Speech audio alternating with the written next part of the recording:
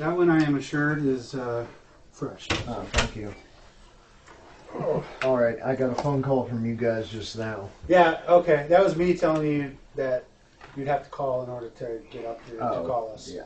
We could give you the instructions. Sorry, I was slightly late. I was playing with my nephew. I lost track of time.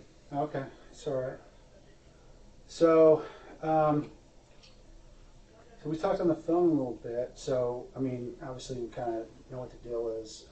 We're investigating a murder in Austin, and in particular, we're looking at Tim Parlin as the person that we believe committed the murder. Mm-hmm.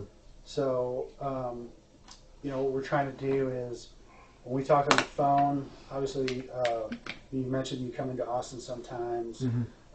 and that you were, and that at least on one occasion you stayed with Tim at his place.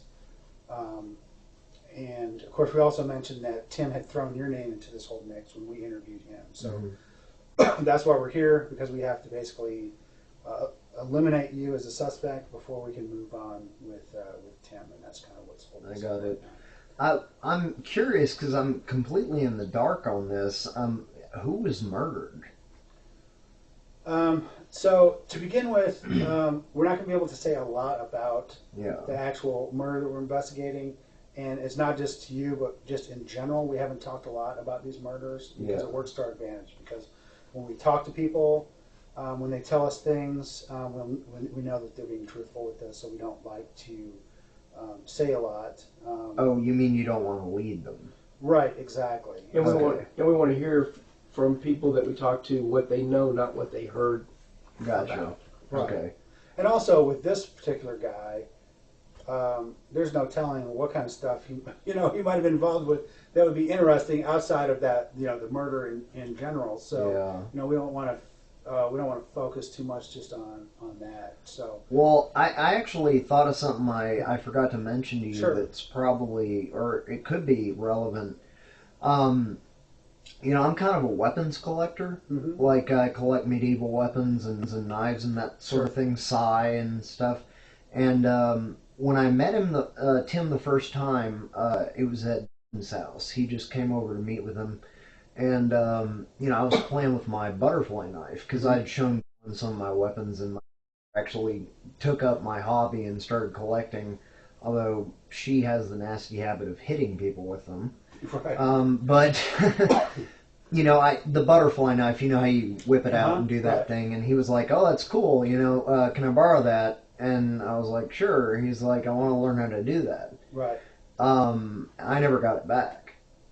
Okay. So, you never saw it again? Can you tell me what that butterfly knife looks like? Yeah, it was, I bought it in Mexico years ago. Okay. And it was silver, except for a mother of pearl strip along the handle. Okay. And it was one edge, not double-edged. Okay. Yeah.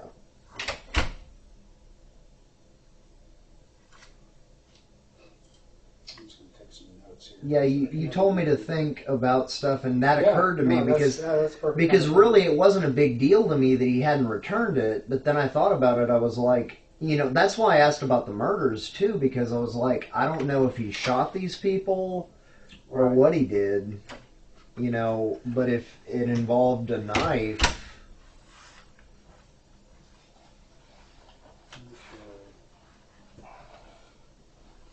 So, and one thing I want to point out to you, you probably already realized this since you came in voluntarily, that you are, you're not, in any trouble. We're not arresting you. You're not under arrest. You're free to go anytime that you want to go. Yeah. And all that. So anytime you want to. Well, no, I want to help you guys sometimes I make out people mad. because... So if you make me mad, you just leave anytime you want. You might not be able to find your way out. I have trouble finding my way out. I can't help you with that. But we'll get you out if you want to go, okay? So it's important that you understand that this is totally... I'm not one of those people who's going to be... my mom's an attorney, actually, and she was like, an attorney should be present, and I was like, well, why? They're going to tell me not to say anything, and the thing is, honestly, I want to help you guys out because, this guy, wolf in sheep's clothing, basically. Right. you know, didn't tell me anything about his past. And, you know, I'm starting to feel like he set me up like a patsy or something because, right. you know, he set me off that night. You know, he's like, my girl's there, so you can't stay there, so take off. And I'm like, well, what am I supposed to do? He's like, well, I'm not going to babysit you, just to go do something. Right. Right. Which night was this? I think that was the 14th or whenever we were talking. The weekend that I came in, I guess it would have been not the 14th because that's a Sunday, right? Right. Well, what we were talking about was the 4th or the 5th and the 6th. Oh, okay. So Friday the 5th and Saturday the 6th. Yeah. Yeah. It was the first time. And did you have a chance to look at anything to make sure that you were actually in town? Like, I don't know, like, you know, sometimes I use my phone because I'm like, I know I've called so-and-so on that weekend or whatever, anything like that to help you remember. To be sure that we're talking about the right weekend, because that actually is very important to our understanding, is that we're talking about the correct weekend. Okay, so December, you say 5th was a Friday? The 5th was a Friday, yes. Uh-huh. Okay. That's the calendar of the month. Okay. Yeah, I'm fairly certain I came in at about 11 o'clock on the 5th. And, yeah, I met with him briefly, and he said that his girlfriend or wife or whatever was in the room, so I couldn't go in, to go off and do whatever. Okay. So I did, and like I told you, you know, I actually didn't know how to work my navigation, Right. so I just played with it. It was like a video game. Right. I was just like, oh, let's see if I can find it, you know what I mean? Right. And it killed some time, and you know, I think it was, he told me to come back around a certain time because he said that his wife was going to work early, like 4-ish or something, and so I came back around then, and then I want to say we had breakfast at that East type place, Mm-hmm. and then I crashed on his couch for 4 or 5 hours, and then I texted and said he'd been up for days and, you know, couldn't, you know, talk to me, had to pass out for, you know, a day and a half, and sorry. And I said, well, no reason for me to be here now, so Right. I just turned around, went home. So, and I know that we talked about a lot of stuff in the phone. I kind of want to go back through it because Detective Scanlon wasn't, you know, didn't necessarily hear all that, so I want to make sure he understands the whole thing. So we'll back up a little bit and kind of go over some of the stuff we talked on the phone. However, you know, one thing I always point this out to people. So obviously you're not the only person we talked to. You know, we talked to a lot of other people. No one said any. I mean, other than what Tim said, no one said anything bad about you. Okay, so don't think that. But I also know that you know, with Tim, there's a lot of shadiness going on and stuff like that. Yeah. And so understand that we are homicide investigators. We're investigating a murder. That's the most important thing to us to solve this murder and put the right person in jail. We're not interested in hassling people over, you know, things that are not murder. Yeah. So the reason I say that is we want to hear everything. We want to tell the full truth of everything, and we want to, even if it's, you know, embarrassing for you, even if it's you know, anything else. It's this thing that's the most important is that we understand the truth, because that is going to help us. That's going to help us the most in doing it. And like Detective Scanlon, we were actually talking about this on the way driving in from Austin, and he's like, "Yeah, I always like to tell people that, you know, it actually makes me believe you more when you're saying stuff." You know, that's kind of embarrassing to you, or that maybe you didn't want out there that the cops know about, because, you know, why would you say that if it wasn't true? We would, you know, that lends credence to the story. So sometimes people, what we don't like is when people tell us a story, but they excise parts of it. Yeah, they take parts out, or they lie, or just outright lie about parts, because then the important parts we go, when we try to present it and explain, then people are like, well, why do you believe that? But you didn't believe that. You're just selectively believing the stuff you want to believe. Right. So it's important that we, just get everything. Good, bad, and well, because, the fact is he was a dealer. Right. Yeah. And, I bought some from him. Right. So that's the kind of thing you're talking about? Yeah, stuff like that. That's stuff, like I said, that's stuff that we have no interest in pursuing in any way. We just want to, what we need to know it, because we need to understand what kind of person Tim was, and we understand kind of the dynamics and the relationship of everything that was going on with everyone. Yeah, no, what I told you was true. I was down there basically to figure out what was going on in my sister. Right. I was also trying to get a place, right. And like I say, I have bad renter's credit, right? Then while I was down there, like I said, he sold me a little bit of. Mm-hmm. I met that girl from. Mm-hmm. Hooked up with her. Those are the reasons I went down. Yeah. So tell me, when did you first meet Tim? The very first time I met him, I can't remember the date, but it was a long time ago. Like, it was this year, of course. It was at house, and as I say, it was a short meeting. It was the one where he borrowed my butterfly knife. Okay. He was at the kitchen table, and I was just hanging out in his room. And I came out to get a drink from the fridge, and I saw he was there, and introduced myself, and we talked briefly, and he was hanging around talking to him for a few minutes, and I was playing with my butterfly knife, and that's when that happened. Right.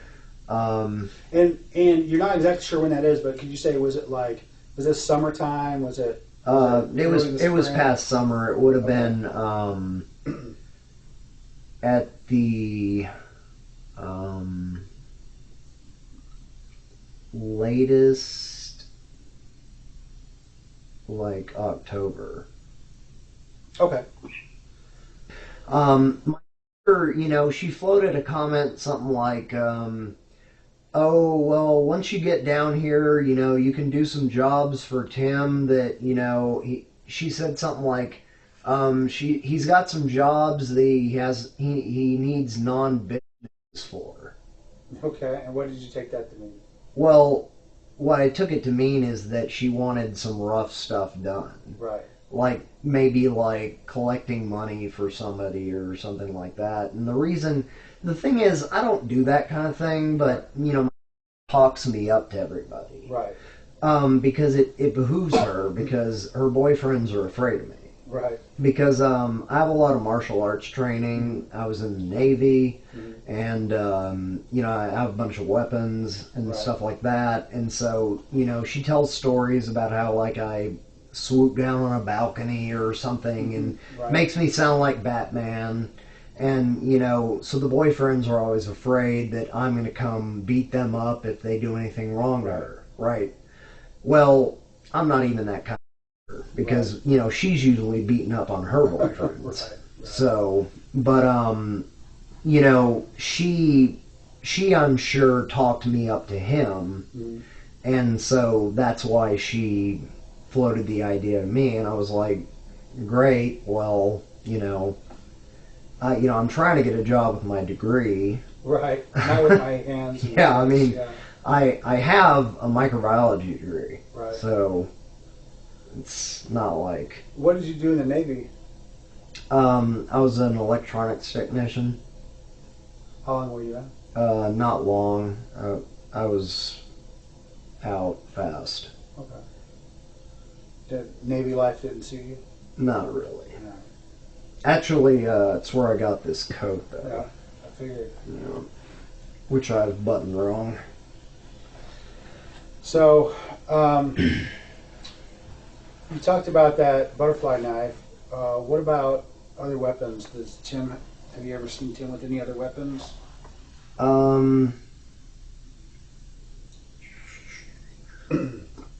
No, I can't say I have. Okay. Have you ever seen him with a gun? No, I haven't. You know, I have to say he acted like he was concealing something at some point in his jacket. He was kind of like, you know, holding onto his jacket like he was bracing something. Right. Like you would do if you were shoplifting or something, Right. like trying to hold a package into your jacket, you know what I mean? And I was like, what's that about? Right. So, I mean, that could have been a gun. Right, well, you don't know. But I didn't see it. it. I didn't see it. Yeah. So, so I want to go back to specifically the day that we were talking about, the 5th and the 6th. You know, the day that you came into Austin and you tried to play. And that is a very important day because that is the day that the murder happened. That is the night that the murder happened that we were talking about.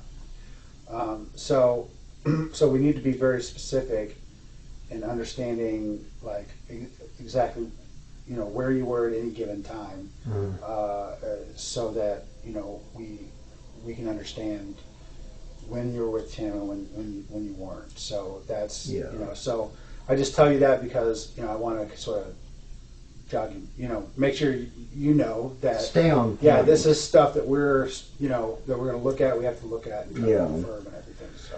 Well, like I say, I came in around 11 or 12. Right. And we had a brief conversation, and then he told me basically get lost for a while because, you know, my girl's here and you can't come in, so come back around like 3:45 or 4.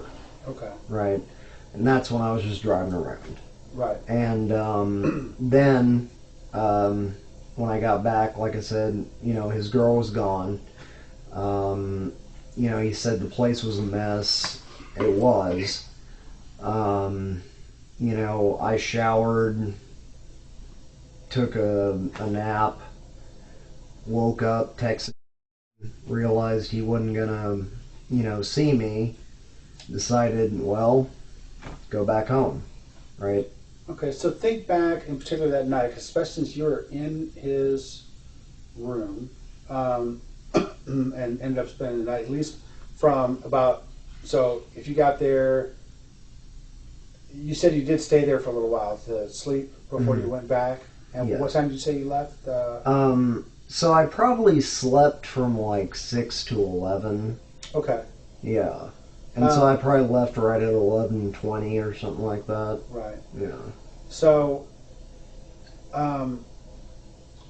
so was there anything that Tim was doing? I mean, in retrospect, looking back now that I just told you that, that you say, okay, well that could be important. You know, something that I saw, some way, or something he was doing, anything like that.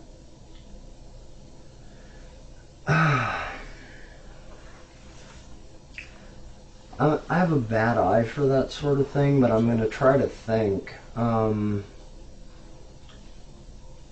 A lot of stuff he does strikes me as weird. He's kind of a weird guy. You've met him, I'm sure. Sure, yeah. You know, do you agree with me, right? Oh, yeah. He's a little off. Mm-hmm. I mean, I didn't know about all this, or I wouldn't have been associating with him, but, Well, sure. You know, he kept bagging stuff up. He was bagging some stuff up. What was he bagging up? Just like trinkets and shit. And what do you mean by trinkets? It just looked like, hard to explain. It wasn't really like jewelry. It was like, almost looked like belly dance stuff or something. Mm. It was just like random, you know, it was like, I'm trying to think. It was just random junk. And it was like, but it was like shiny random junk. So, did you see... It was in like a shopping bag with handles, paper shopping bag. Okay. Did you see anything there that had blood on it, let's say? I don't think I ever saw any blood. Okay. Did he show you anything that night that he was particularly interested in you seeing that you recall?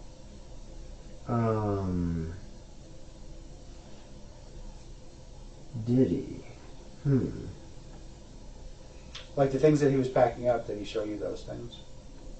I'm trying to think. Something. I think he did show me something. I can't remember what it was. See, the thing is, he talks constantly. Right. And, like, you space out. Right. And so he was constantly talking at me, and then he brought something out, and then I was just like, I was zoned, you know. Mm-hmm. And he was, like, showing it to me. I don't remember what it was. Okay. Yeah. I mean, he really, you've talked to him, right? Yeah. He just yammers on and on. Yes, he does. So, when you first got there that night, how was he dressed? Let's see.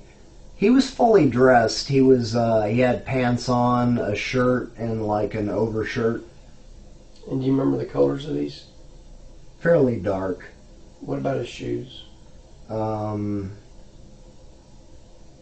I can't remember anything but dark clothing, so the shoes would probably be dark too. Was he wearing the same thing when you came back?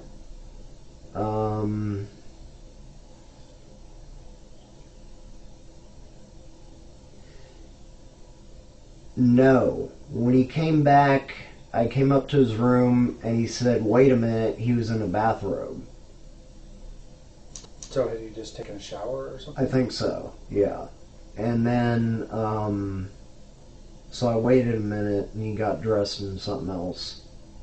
And then, let me in. Was the wife there? No, because that was the thing, is he didn't want, you know, me there with her. Like he acted like she didn't want company or something. That was why he told me to go in the first place. Right. And she was supposed to be at work now. She was supposed to have gone to work. Now, in retrospect, I don't know whether she was there at all, or, you know, if that was an excuse for him to get away and do something. Right. But, I mean, I never went up to the door. You know, I wasn't going to be disrespectful and be like, oh, hey, let me check that your wife's there. Right, true. You know.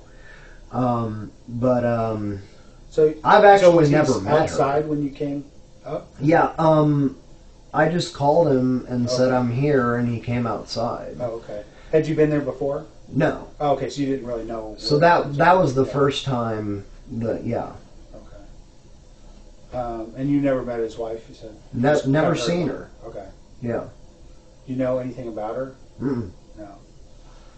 You know where she works or anything like that? No, I have no info. No info.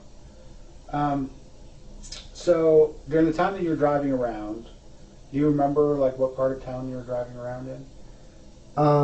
Well, it was around the initially. So, you know, that part of town. Basically, I was just typing in different destinations and having it lead me there. You know, so I didn't get too far outside of the area. Do you know where that? Are you familiar with that? It's nearby. Yeah, right. It's near where the is, isn't it? Yeah, it's not too far. Yeah. It's I farther don't north. think I went that way though. I think I went like southish. Okay. Yeah. And you know where Mopac is at? Mopac Expressway. It's to the west. So there's two kind of main north-south Okay. Yeah, because expressways. when I was in college, I didn't drive.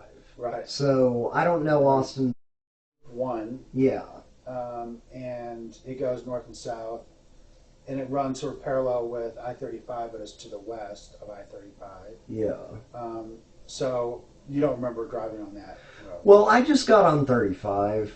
On 35. You know, because a lot of the stuff that was nearby directed me to go to 35. Oh, okay. And so, obviously, because North is close to 35, my nav would tell me the closest place is like off of 35. Right. And so I was going to a lot of places off of 35. Right. Yeah. So one of the things that we're going to do as part of our investigation with anyone who's kind of like a suspect, possible suspect, is that we get historical geographic data from their telephones. Okay, so how we do that is we go to the actual carrier of the phone with a court order, and they provide the data that we request, and then we analyze that data. And in this case, it's actually the FBI that's doing it for us. So what they do, what that tells us is and you may know this already, but cell phones, whenever they're operating, even if you're not actually making a phone call, they are hitting different towers because it's just these phones. They always want to communicate, just to say I'm here, if nothing else. So they're constantly communicating with those towers. So when we look at that particular information, then we can actually take that data, and that data actually allows us to pinpoint the location of a phone at any given time. So when somebody, that's kind of handy because if somebody has a phone, like I do, I carry my phone in my pocket all the time. I'm assuming you carry your phone in your pocket all the time, or on or about you. That kind of allows us to figure out where the particular person is at any given time. So that's something that is ongoing right now. I haven't had enough time to complete that yet because it takes some time to get that data back and analyze it. But I tell you that because, so what we do with that is we're going to, they'll allow us to kind of pin, that's why I'm asking a lot about like where you were at. It's just kind of give me an idea so that if you're in a particular area, there's an explanation for it, and I know, and I can, and say, okay, well, we explained that, we went over that, I know why he's over there, not a big deal. In this case, the scene that we're looking at is a good distance away from. It's about 8.5 miles away. Definitely far enough away. There's different cell towers that are hitting, so we can look at that. So when we look at that, we can kind of see two things. One, to see if you were in that area at the time. We have a good idea of when this occurred. If you're in the area of murder at the time frame. And the other thing that allows us is obviously we do the same thing with Tim's phone. And so Tim's moving around the city, blah, blah, blah, doing whatever he's doing. You're moving around the city, blah, blah, blah, doing whatever you're doing. So, and based on what you said, there should be a point where you're kind of together, and then you're apart, and then you're together again until you leave Austin. So that's what I would expect to see when we when we do that analysis. Obviously, if we see that you're together, moving around the city, especially in the area where the murder happened, then that's more problematic. So I bring that up to you because I just want to make sure that that you're clear in the stuff that you're telling me, and you understand that we'll check. And there is a means for us to check that information out. So it's going to be separate, right? Not together. It should be. I mean, there was a point that I took some stuff out of my pockets in his car because that's where we met. So, So you think you left your cell phone in his car? It's possible because I know I left my wallet there. That's a weird thing to do.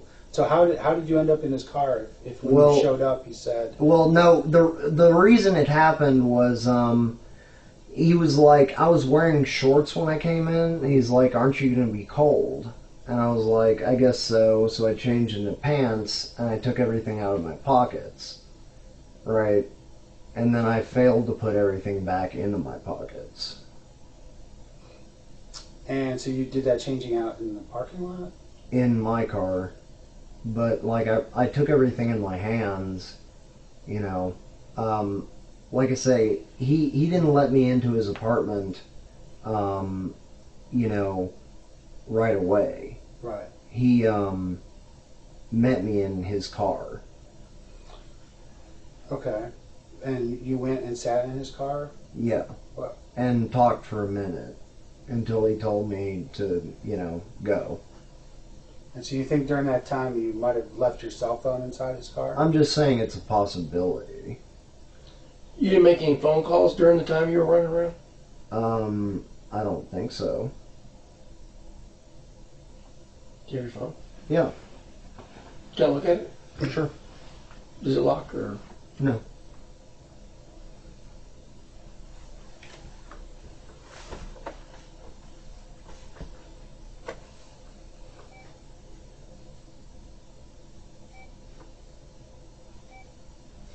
So one thing that he told us is that he had, so one of the things that he had done is that Tim had convinced him to go on a burglary with him, and went out. They drove around, and one of the things he says that he went with Parlin on one of these burglaries, and stayed out in the car while Parlin went inside, and then returned. So obviously, that was it was good that he told us that, so we understand kind of what's going on. Now, if we have done that on the burglary, or on a burglary, and then it turned into a murder, obviously that would be something that we were interested in. But of course, if that's what would have happened, let's say that we drove up with him, and then Tim went in. He thought he was driving him up for a burglary, and Tim went in and actually killed someone and came back out. Then that would be, that would be problematic. However, for as well. However, there's a big difference between one who had no idea that was about to happen, and Tim, who planned to do that. And yeah. So I remembered something. That was the reason I forgot my wallet, is that I dropped my phone and I was looking for it under the seat, and when I was looking under the seat, I found his wallet that he'd been missing for several days. Okay. And he thought that had stolen it. So when I found that, I was like, wow, it's his wallet. And so I started calling. Right. Or I didn't call him. I told his uncle to call him. And I was like, let's go by his house, tap on his window, and tell him we found his wallet. Because he swore that had stolen his wallet. So you went by his house that morning? Yeah, we actually did go by his house, and we tapped on the window to try to give him back his wallet. Yeah. So, I guess the thing that I'm trying to say is, so obviously we continue to investigate and we continue to look, and everything. What we do, one thing we do is obviously everything that you tell us is stuff that we're going to look at, and we have a lot of avenues to look at things. Okay, the phone thing is one, and once I brought that up, you remembered that you think that you left your car in Tim's van, which maybe phone. You mean? Was it in his van? No, it was a car. It was a car. Yeah. Okay. So you were in the car. That's not Tim's car. What's that? The car. What does the car look like? No. I mean, he has like an old car, right? Right. Yeah. Well, it actually belongs to his sister. Oh. Father. Okay. So he was borrowing it. All right. So. No, we weren't driving around in the van because he said the van had been stolen. Right. So you got there. I just want to make sure I understand this. Like I said, Claire pointed out, it's very important because we have to check every bit of this. It's very important that we understand, exactly what happened. So you went in to the parking lot, and you called them before you got there, or you called them once you got there? Both. Okay. And And where was he at? Was he in his apartment or his? He waddled out of his apartment, okay, like right as I called. Okay, and he waddled over, and he. Did you have a conversation out on the porch or out on the thing? Or is that initially by my car, and that was when he told me to change pants, or because I was wearing shorts. Okay. And he was like, "Aren't you going to be cold?" And I was like, "Probably." So I got in my car, changed, got my stuff, and that's when I got in his car with my stuff in my hands, and then I found Dylan's wallet, and everything was crazy. But and then what happened at that point? So you found the wallet, and then what happened? Well, I started talking to him about getting his wallet back, and I think we may have gone to do that immediately. And then that was the only thing we did, though, because he said he had to get back to his wife, and that was when he told me to... So at that point you drove, so you met and you drove up to his house. It's not far off. Okay. Yeah, I don't think. And how long did you stay there? Well, we didn't stay because the thing is we didn't want to wake up his mom. So we just tapped on the window and didn't wake up. It was like...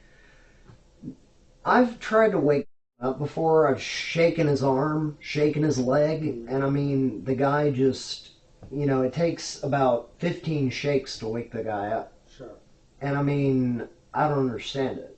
So tapping on the window didn't wake him up. And so we didn't go in. I just tapped on the window a few times, and then we got back in the car, and he gave the wallet to him later. Okay, so you got back in the car. So you tried to tap on the window, but he didn't open up the window. So and about what time was this? That would have probably been 12 or 1. 12 or 1? 12 or 1, yeah. Okay. So do you know if it was 12, closer to 12, closer to 1? Probably so closer to 12. Closer to 12. Okay. So then you were there, and around 12, what happened then? Where did you go then? We went back to the and then he said he had to, take care of his girl, and then told me to, go. Okay. So and what time was it when you went? Like right after we came back to this place, so like 1ish. About 1 a.m. Yeah. Okay. And then so at the time, so at that point, that's when you got out of his van and you think you might have... Well, again, it's... Or not van, it was car. Yeah, I'm sorry. I say van because he had a van too. So, car. So you got out of the car, and then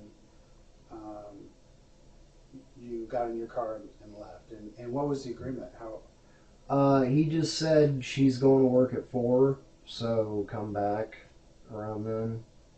And I came back, can't remember whether or not I called him.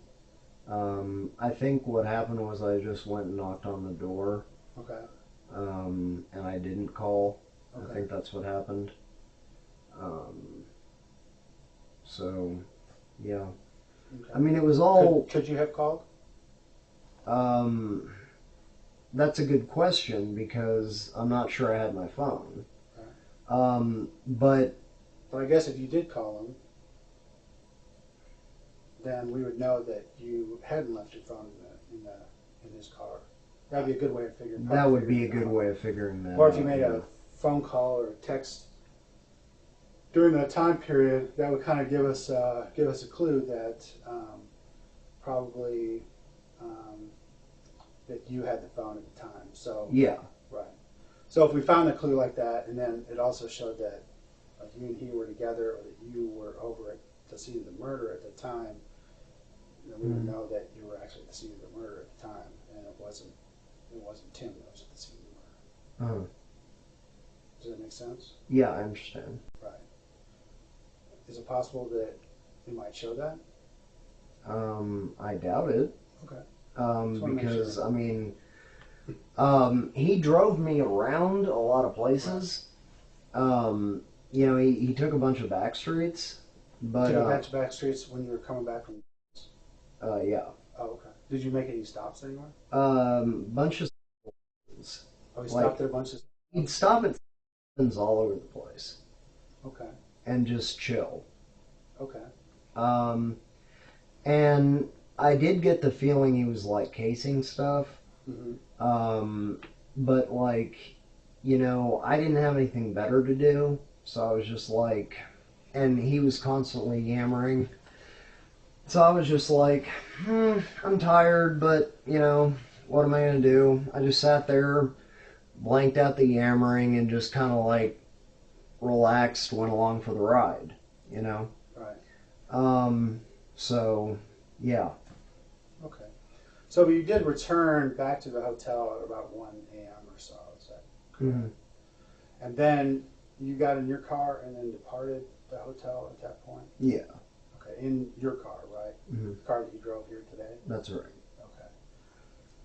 So, and what kind of car is that? It's a Sport model, 2013. What car is it? Huh? No, what color? Color, metallic gray. Okay, yeah.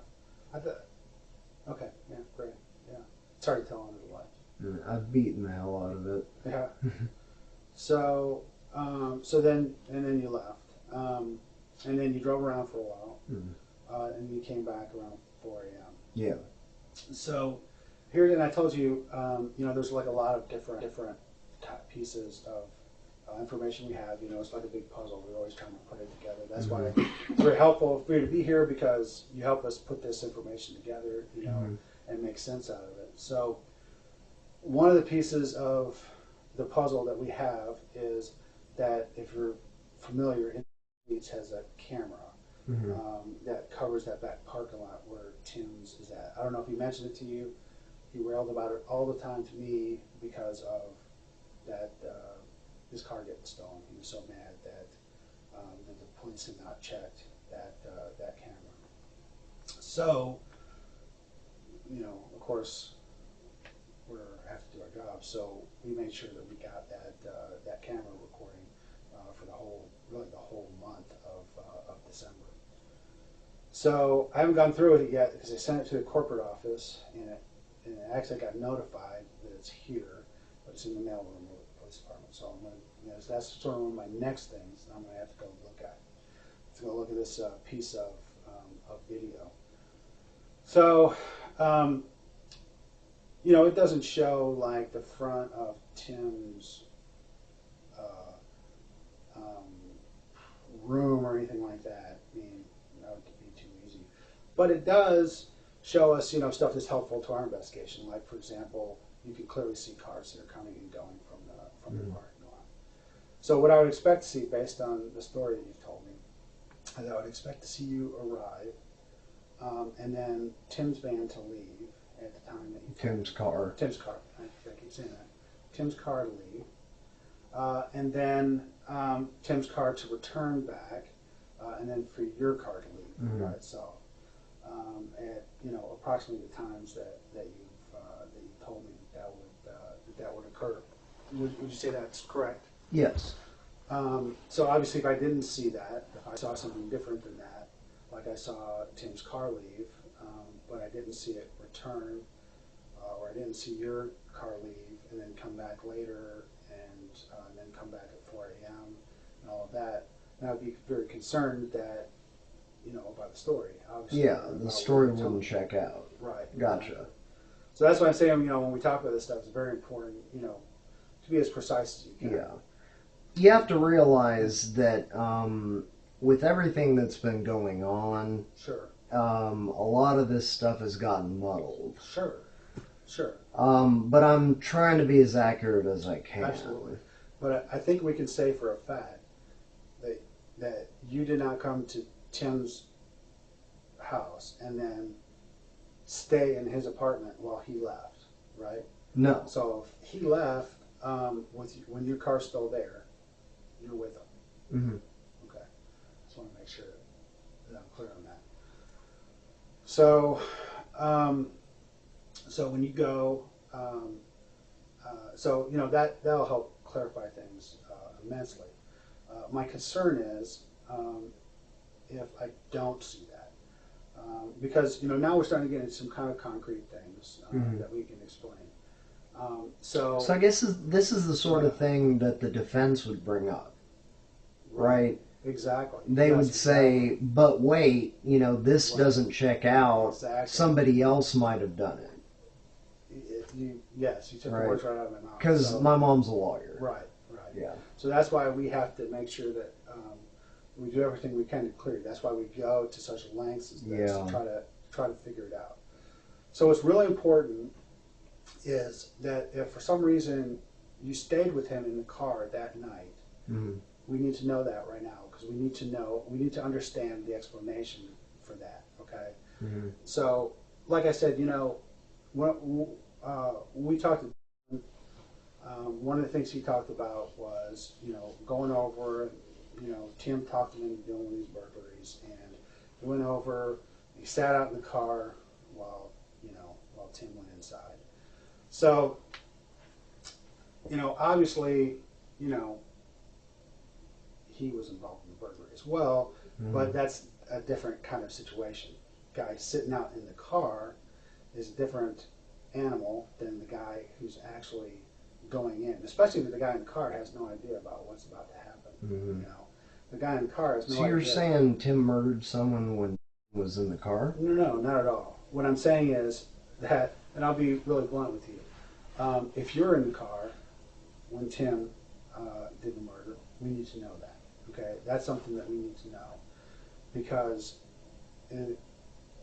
as you've seen, our investigation, as I've explained, our investigation is very thorough. You've told us stuff, told us enough that we'll be able to figure out whether or not your story checks out. And right now, only you know whether it does or not. Okay, but within a couple of days, I'll be able to figure that out as well, and whether or not the story checks out. I'm not a human lie detector. I do not pretend in any way to be able to look at someone and know whether they're telling the truth or not. I never make assumptions about anybody. I think you're a stand-up guy. I think, I want to believe every word that you're telling me is the truth. But I still have an obligation to check every word that you tell me to make sure. Yeah. So I know that I'm going to check that. I know I'm going to check that information. And I just want to make sure that I'm not surprised by anything that I see when I go. The only thing that I might caution you about is that, I may be mixing up particulars from different trips. Sure, I totally get that. But how many times were you in Austin? Like 3 or 4. In December, how many times? 3, I think. So, starting backwards from today, when was the last time that you were in Austin? I guess that would be not last weekend, but the weekend before last. Okay. And before that, when was the last time you were in Austin? I guess like right before Christmas. Okay. And so, and you were in Austin 3 times over December? So I guess that would leave this one that we're talking about. So, and I understand details can be mixed up and things like that, but you give me some concrete things, I think I'll be able to figure out whether or not that's the one you're talking about, because there's enough stuff we can go on. We certainly know that, so let's say, for example, it's not the night you think of, and it wasn't the night that you left the thing in the car. That was a different weekend, because that was a detail that you can make a mistake about. But so on the weekend that this happened, the murder happened, maybe you didn't leave it in the car, and we can all figure this out. Yeah. So that would be very helpful. But what I get concerned about is when I tell people about the phone thing, and then all of a sudden they're like, and I say, well, there's based on what you said, there shouldn't be any discrepancies, and then all of a sudden, oh, well, I must left my phone inside the person's car, and then sort of maybe new details start emerging about the trip and stuff like that. So I get concerned about that. Okay, as an investigator, as a person who wants to make sure that I'm getting all the details right. Just because I have experience with that, so I kind of know the deal, and so when I start to see that, I get a little worried that that maybe there's more to the story that I'm missing. And a lot of times, and we discussed this very early on in this whole thing. A lot of times people will say stuff and they won't tell the truth. They'll fib because it's something that's embarrassing to them. There's something that they don't want to have to admit, was going on. And, like I said, didn't want to have to admit that he had gone on a burglary with Tim, and then he was sitting out in the car because that was embarrassing to him. And it could be the same thing here. Maybe you were with Tim, something happened and you didn't expect to happen, and then and so that's very embarrassing, or and so you don't want the police to take the. So you're suggesting that maybe I went on a burglary with Tim, stayed in the car, he went in, I thought he was going to burglarize, he wound up murdering somebody. I mean, that's a possibility. I'm not saying that's what happened. I'm just saying that's the sort of thing. That, I'm just asking. That's what you're saying. Yeah. Yeah. I mean, just because I know what happened with and stuff, and so I'm kind of like, well, shoot, but for the grace of God, that could. In that situation, in that same situation, being out there, I mean, because obviously, if I got to the point where I could say, well, I know that both of you were there, I know both of you drove there, then a murder occurred. Obviously, the concern is, and this may have you may have learned about this and stuff. There's stuff that's intentional. When people go out and they intentionally try to do something. A person who intentionally tries to go out and do something is different than a person who accidentally or even recklessly does something or gets himself involved in. Those are kind of different type of scenarios. So sometimes what happens is that people will get into a situation. Again, in fact, I'll tell you, that's probably one of the most common things that we run into in our job as investigators. I mean, we spend a lot of time, Carrie more than me, spend a lot of time investigating these kind of things. And a lot of times what happens is you find that somebody was in the wrong place at the wrong time. I mean, I'll give you a good example. Like earlier this year in January, I investigated a case. It was a capital murder. So 3 guys decide that they're going to go and rob the dealer. Okay? Who cares? But they go to rob the guy. He goes in there. 1 guy stays out in the car. 2 guys go inside. Okay? So the 1 guy, he's like, I know that we're going to rob him. And that's what I'm in for, a robbery. The other guy, he's like, okay, unbeknownst to the other 2, he knows the drug dealer knows him, so he's not leaving any witnesses behind, so he can kill the guy. Doesn't communicate this to anyone else. So when they go in there, it's 2 guys who go in, 1 guy sitting out. They go in there, they're doing the deal. This guy here is talking, thinks it's going to be a robbery. 3rd guy brings that gun up, rests it right on the 2nd guy's shoulder, and shoots that guy in the head. So the end result of that story is that the guys, everyone came. I talked to everyone. I kind of figured out who they were through investigation. It's all kind of that sort of thing. Investigation, figured out who they were, brought them in, and the guy who did it, I mean, he was lying about it. It was kind of similar to like Tim. I mean, just like trying to throw other people under the bus. Well, the other 2 guys came in, and they were scared to death. But they came in, and they're like, "Hell yeah, this is what happened." And they told the whole story of what happened, because they were not in for a murder. These guys, they're robbers. Okay, they knew they were going to do a robbery. They're not in for a murder. So they told the whole thing. I was able to corroborate what they were saying, and so the guy who actually pulled the trigger, he got charged with capital murder. The guy who was there with them but didn't participate, he got a lower charge, robbery. and he'll be out in a few years. And the guy who sat out in the car, he didn't even get charged. In the end, he didn't even get charged because he was better as a witness than as a defendant. So that's a good example where we see that people get themselves into something that they weren't anticipating, and it's not the bad guys. I mean, yeah, okay, they were doing something they weren't supposed to do. There's a big difference between robbing a dealer, you know what I mean, and like just killing somebody in cold blood. So a huge difference in what we're looking at in terms of the level, and the outcome was totally different as well.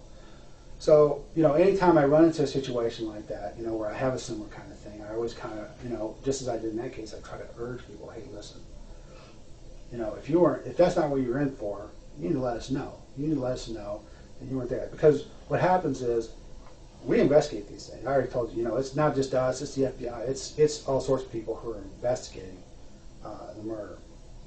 So, we're not leaving any stones unturned.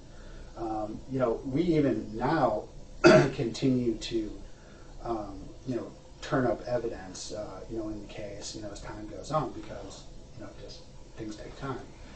So I absolutely encourage people, I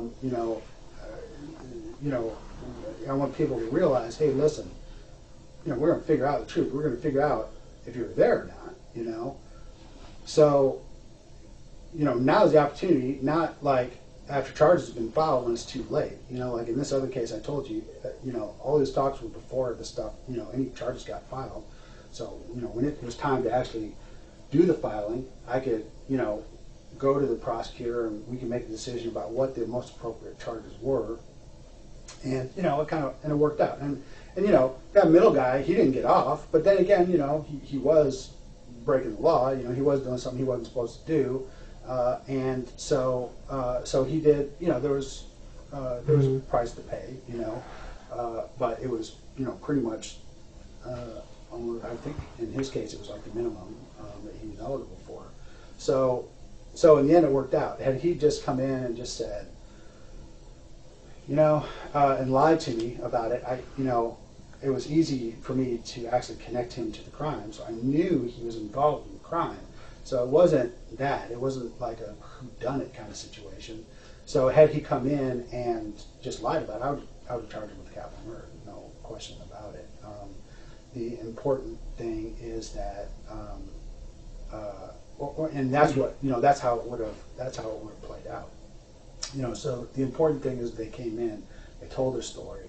I understood what the situation was. They were able to say, hey, listen, I had no idea this is what was going to happen. It's not, I'm not a killer. I'm not maybe not a saint, but I'm not a killer either. So when they go in, we end up with, an outcome that gives us justice, and that's what we're looking for. And justice is that, the appropriate people are get the appropriate, punishment for what they've done. I mean, there are consequences for what we do, but those consequences should be appropriate to to actually what you do. So if you're a good guy, like I separate you, like for example from a guy like Tim Parle. I asked what he went to prison for, and the story I got was that he got caught transporting P2. Yeah, I mean, he has all sorts of little stories. He even tells me stories about it, even though I know he didn't tell me. He said that's what he told him. Well, maybe that's what he get a parole violation for, but that's not what he went to prison for in the first place. Yeah, he wasn't even. Yeah, I was in the rounds in 93 and stuff. Yeah. So. Yeah. So anyway, so and that's another story that kind of illustrates the thing. I mean, it demonstrates what kind of guy that this Tim Parlin is. Well, I'm starting to see he's a piece of shit. Yeah. And one big thing he does is he uses people and manipulates them. He tries to get them to do his dirty work or to participate in it. I mean, we all understand that. We understand that whole deal. So that's what we look at. So the thing that I'm saying to you, and the thing that I really want to make clear to you is that really within a few days, we're going to know, for sure whether or not you were there when this happened, and so if it turns out you weren't, then that's actually much better for me for my case. However, I think that I'm starting to think that maybe you were, that maybe you were there in the thing. Like I said, I'm not saying you killed anyone. I'm saying that maybe you were with Tim when he did this.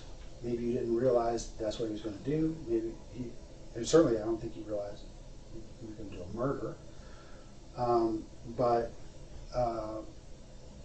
maybe you didn't even realize he was going to do a burglary. But the thing is, we need to understand now, because if that's what we find, if we find that you were with him, then then we're going to have to make our own assumptions about what that means and what that is,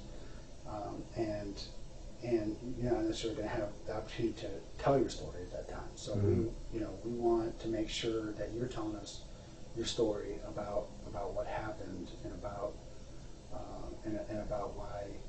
why that is. I mean, as far as I know, that's what happened. I mean, he went all over the place, right. And he'd stop at stations, he'd park in front of people's houses, he'd get out at the station, I'd wonder where the fuck he was, that kind of stuff. I mean, I didn't even know what he was up to. You know what I mean? So tell me about some of the houses that he parked in front of. Well, I mean, he was just driving through neighborhoods, and he was just talking about how he drives the streets. Mm-hmm. Just talking, just the yammering again. Mm-hmm. Talking about, he was regaling me with stories about, one time when he got pulled over and he had a sawed-off shotgun underneath the seat. And, the cop, he ran a yellow light that it didn't turn red until he got under it. The cop pulled him over, and he was sober, was drunk driving in front of him, and that kind of stuff. And, right. And he takes me through the neighborhoods and all this stuff, and I wasn't even trying to ask questions, because he gets mad when you ask questions. Right. Like, he's like, why are you asking so many questions? Right. Yeah. So did he stop at a neighborhood and get out of the car? I think he did at one point. Okay. But, I mean, it wasn't for too long. So tell me about that. Say he was trying to, like, see if someone was there. Okay. Because he said that, like, somebody had, like, jacked or something for drugs. And, so, like, he went up to the fence line or whatever, disappeared there for a little bit. Okay, so tell me about, like, the neighborhood where this was at. Was this the only stop that he made? Yeah, that was the only time he stopped and got out in a neighborhood. Okay, so tell me about that. The neighborhood was like,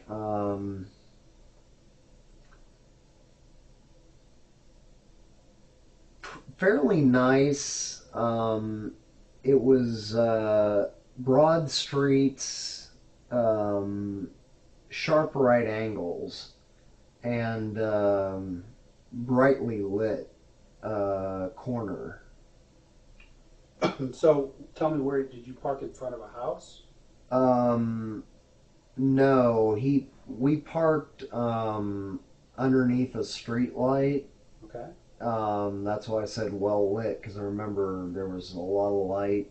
Mm-hmm. I mean, I was like straight out from the road most of the time, and I was just tired. And also that he gave me a perk because my back hurt from the drive. Right. So I was also spacey. Okay. That's why some of this is a bit hazy. Sure. But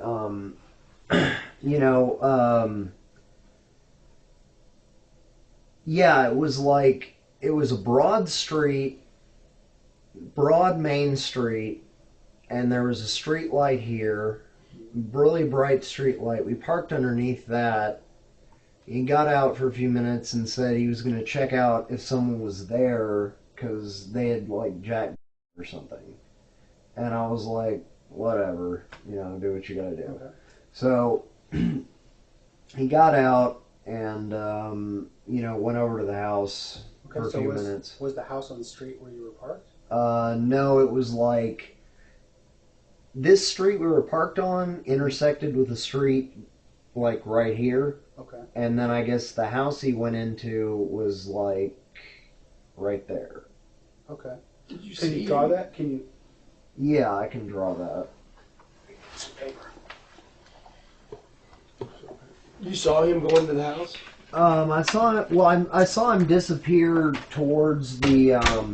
He's gonna get some paper for you. Like okay. Or something. Yeah, I saw him disappear. Behind the shrubbery or whatever by the fence. Like he said he was gonna look at the cars because he said something about, I don't know about cars. He was rattling off names of cars and he was like, oh, there should be a this and that and the other parked there. And he's like, there's only a this parked there. And he's like, I'm going to go check it out.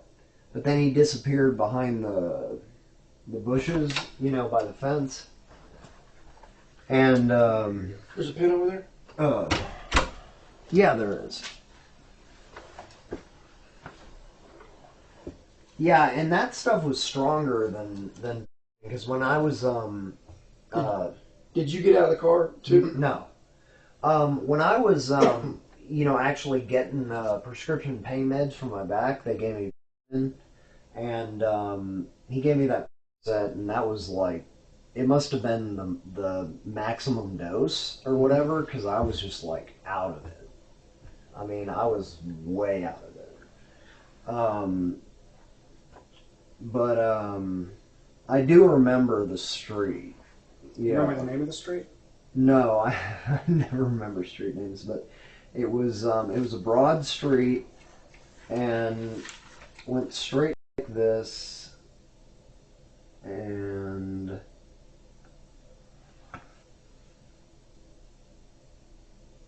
residential street came off like that. Your lamp post was here.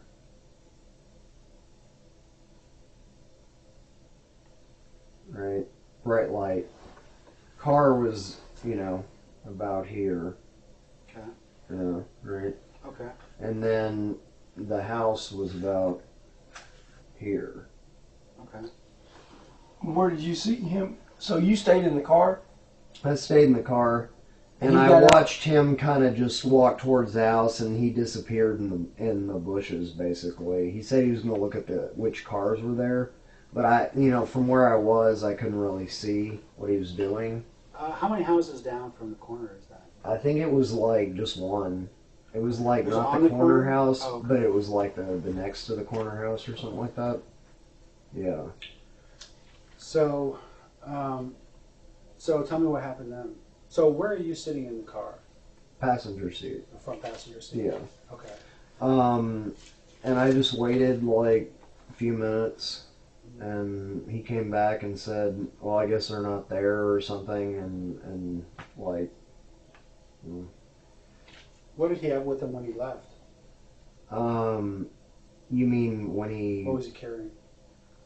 Was he carrying anything when he left the car? Mm-hmm. No. Okay. What was he carrying when he came back? Trying to think if he actually was carrying anything either time. I was out of it. I was tired, and he gave me that set.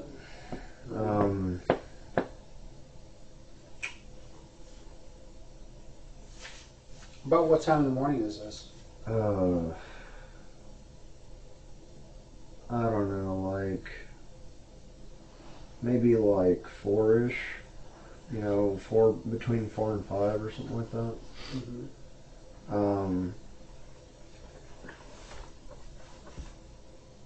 I don't know, he might have been carrying something like a... You think that was between 4 and 5, you said? Yeah. Okay. Yeah, he might have been carrying like a sack or something. Describe it. Looked like white fabric. Mm-hmm. Yeah, but I can't. I mean, I have a mental image of him with a white sack. Mm-hmm. Going to or coming from? Coming from. Now that you mention So what did he do with the sack? Well, he just threw it in the back seat and didn't say anything about it. And I was like, half asleep. So I was just like, whatever, are we going?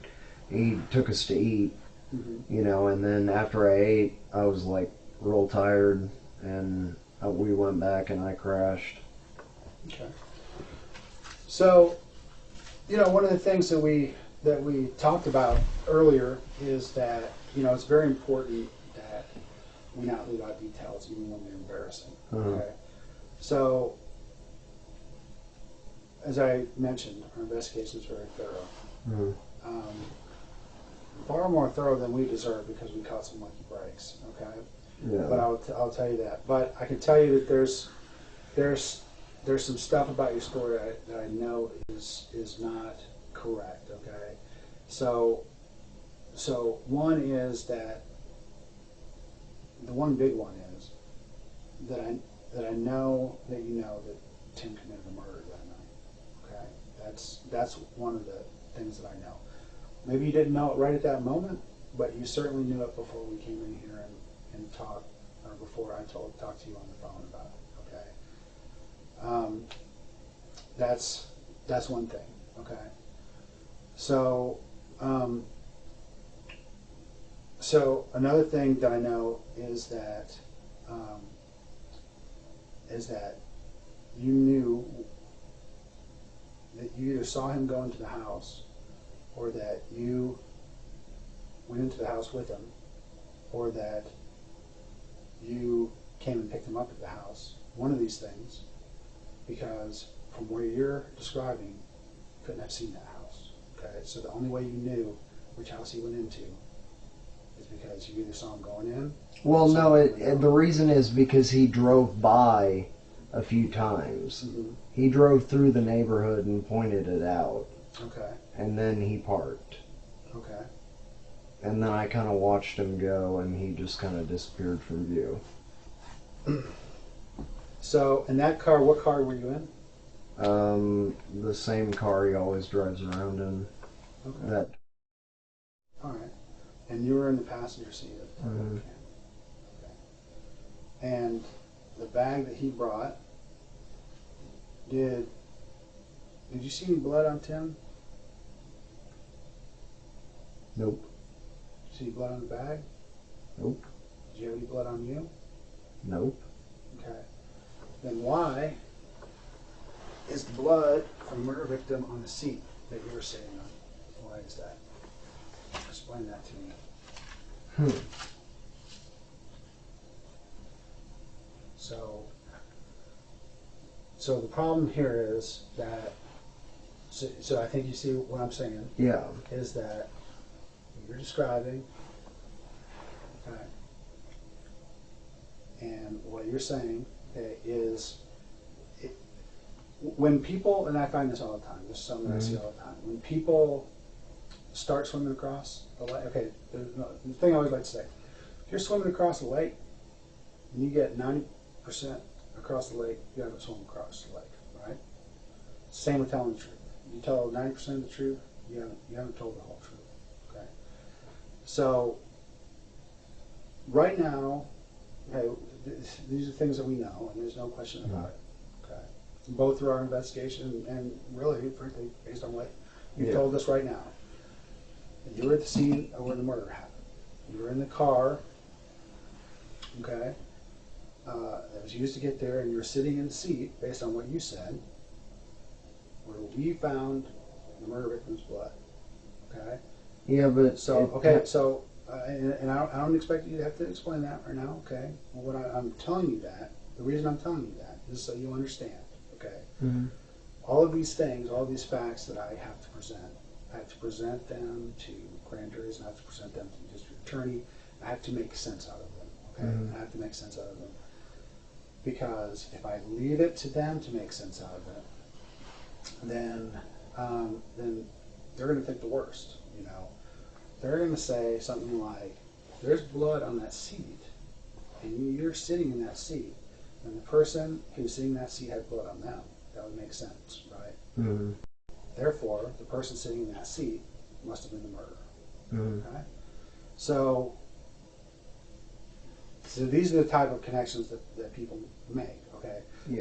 So and what helps them make those connections, and we've discussed this already, and make those assumptions and think the worst is when you say things that we know are not correct. Okay, Mm-hmm. So when, you know, to avoid, like we talked about, you know, in order to avoid embarrassment, you know, sometimes we will, you know, we'll say things that aren't correct, okay, you know, to try to minimize for ourselves or make ourselves look better. You know, so what's important is, listen, we talked about this already, what's important is that,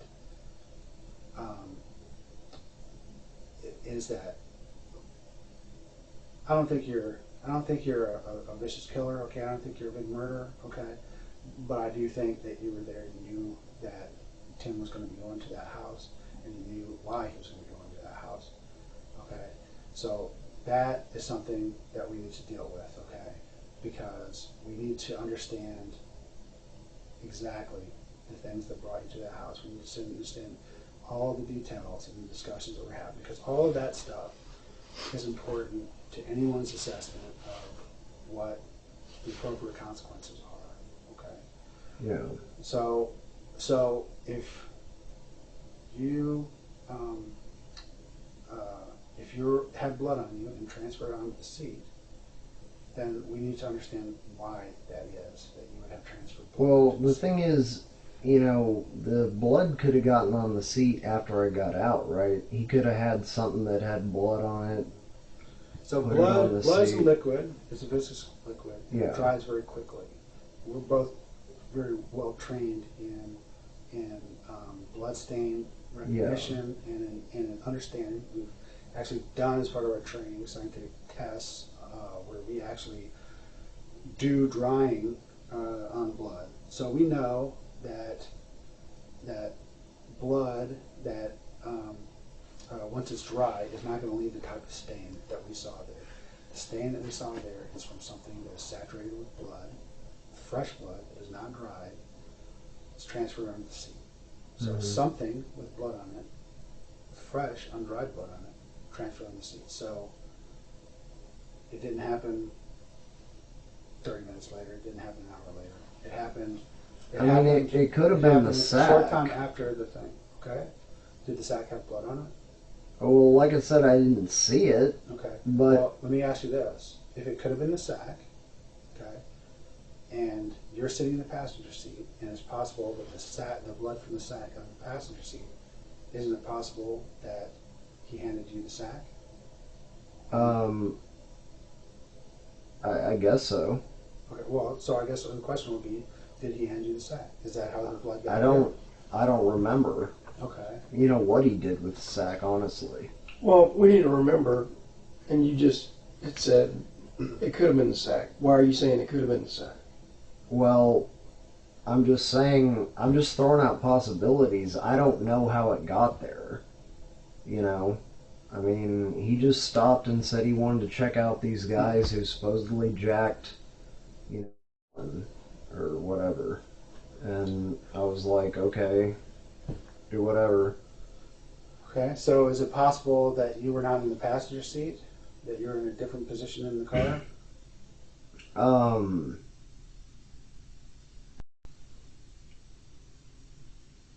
don't know. I mean, I'm fidgety. I probably, like... Well, there's two possibilities. You're in the passenger seat of the car, or you're in the driver's seat of the car. Yeah. Okay. So is it possible you were in the driver's seat of the car? No. Okay, so you're quite sure that you were not driving the car. Mm-hmm. Okay.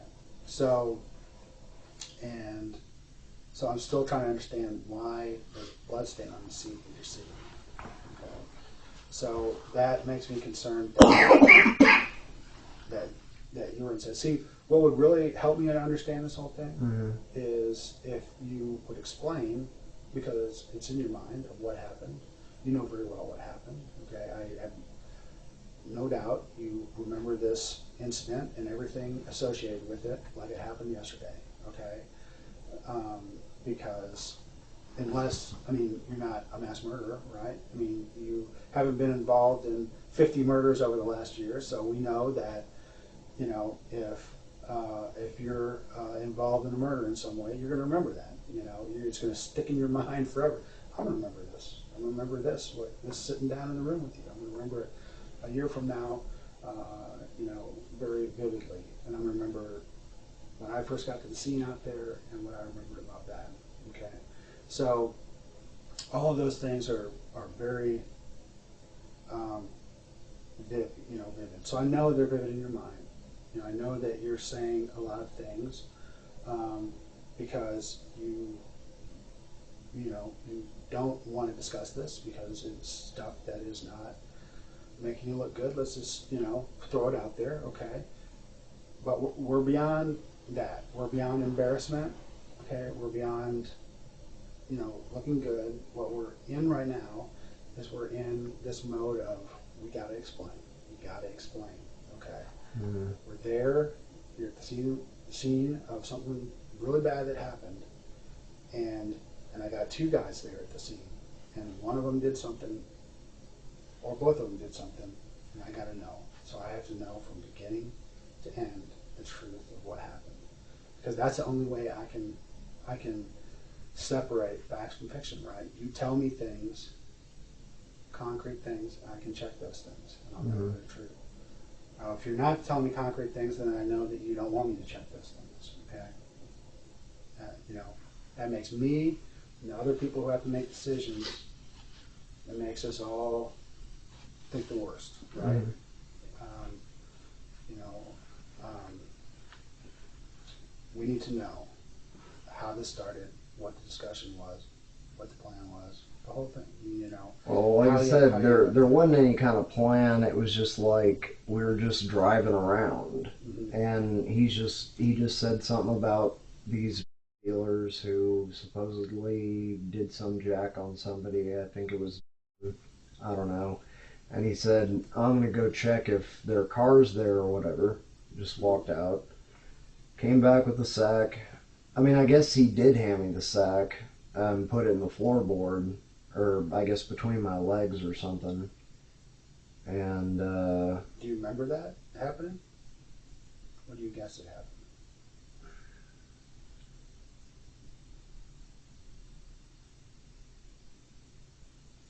Yeah, I actually do remember it happening. Okay. What was in the sack? I mean, because I know at some point we all got together and looked at what was in the sack. It's like a little bit of jewelry. Okay. Yeah. What else? That's all I saw. I mean, I didn't stick around to look at everything. I left. And so, where were you at when you looked at that side? Well, I just took a peek at it when, you know, he handed it to me. Like, I didn't look at it, you know, we never dumped it out. And are you sure? Yeah, I'm sure, because I wasn't signed on for anything. Okay. Yeah. Well, whether you were signed on for anything or not, okay, you were there. I mean, so, you know, what was his explanation for why there was a sack? You know, there was jewelry in the sack. I don't know. I mean, he just said, like, I got something, like, back or something like that. You know, my assumption was that he had, you know, gone in and burglarized the place. And, you know, I was like, whatever, because, you know. Did you see blood on the sack? don't really think I did see blood on the sack, but I mean, there could have been.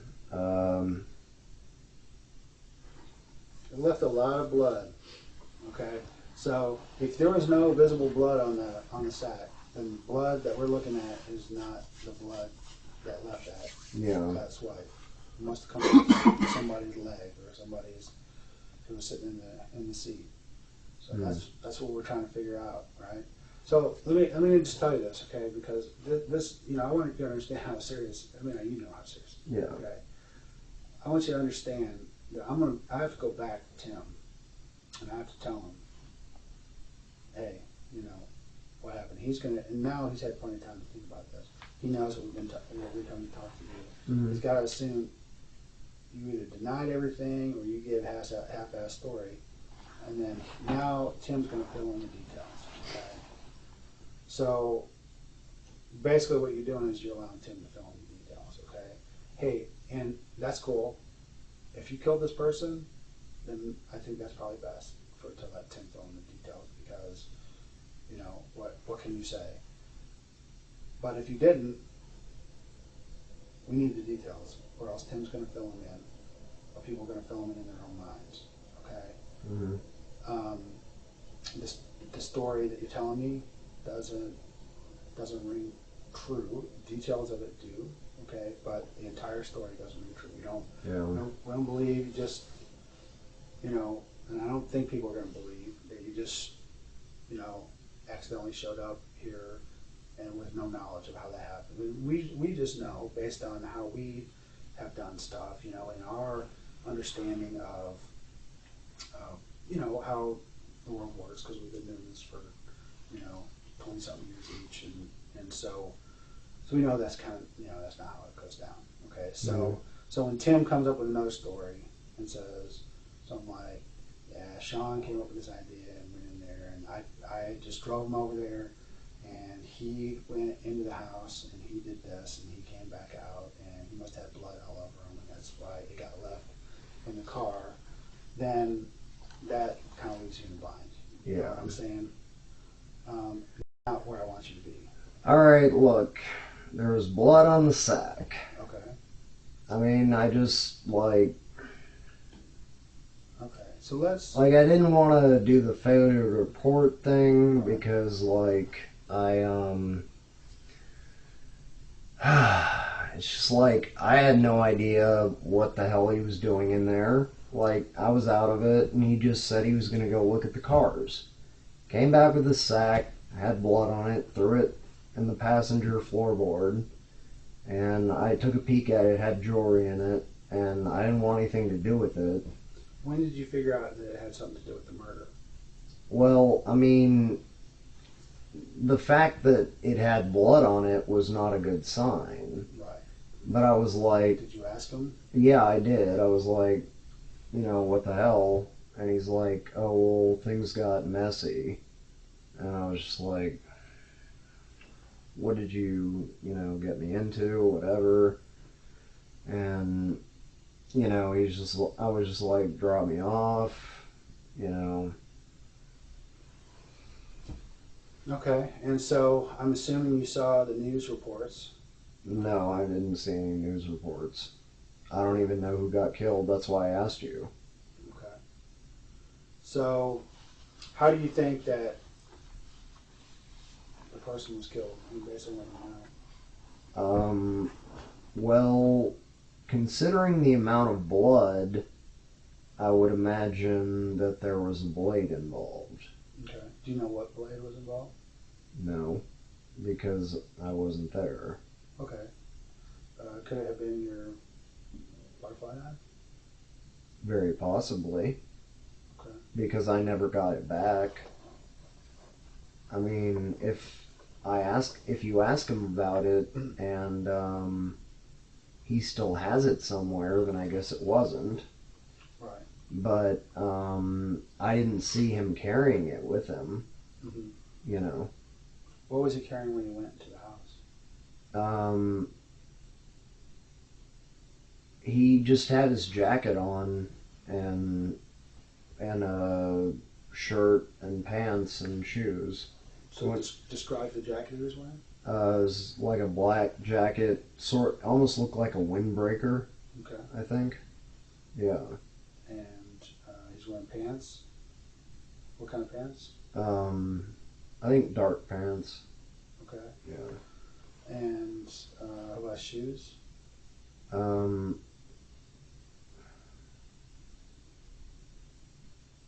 never noticed people's shoes, honestly. All I remember is dark clothing, so the shoes were probably dark. Okay. Yeah. So, what do you, what happened to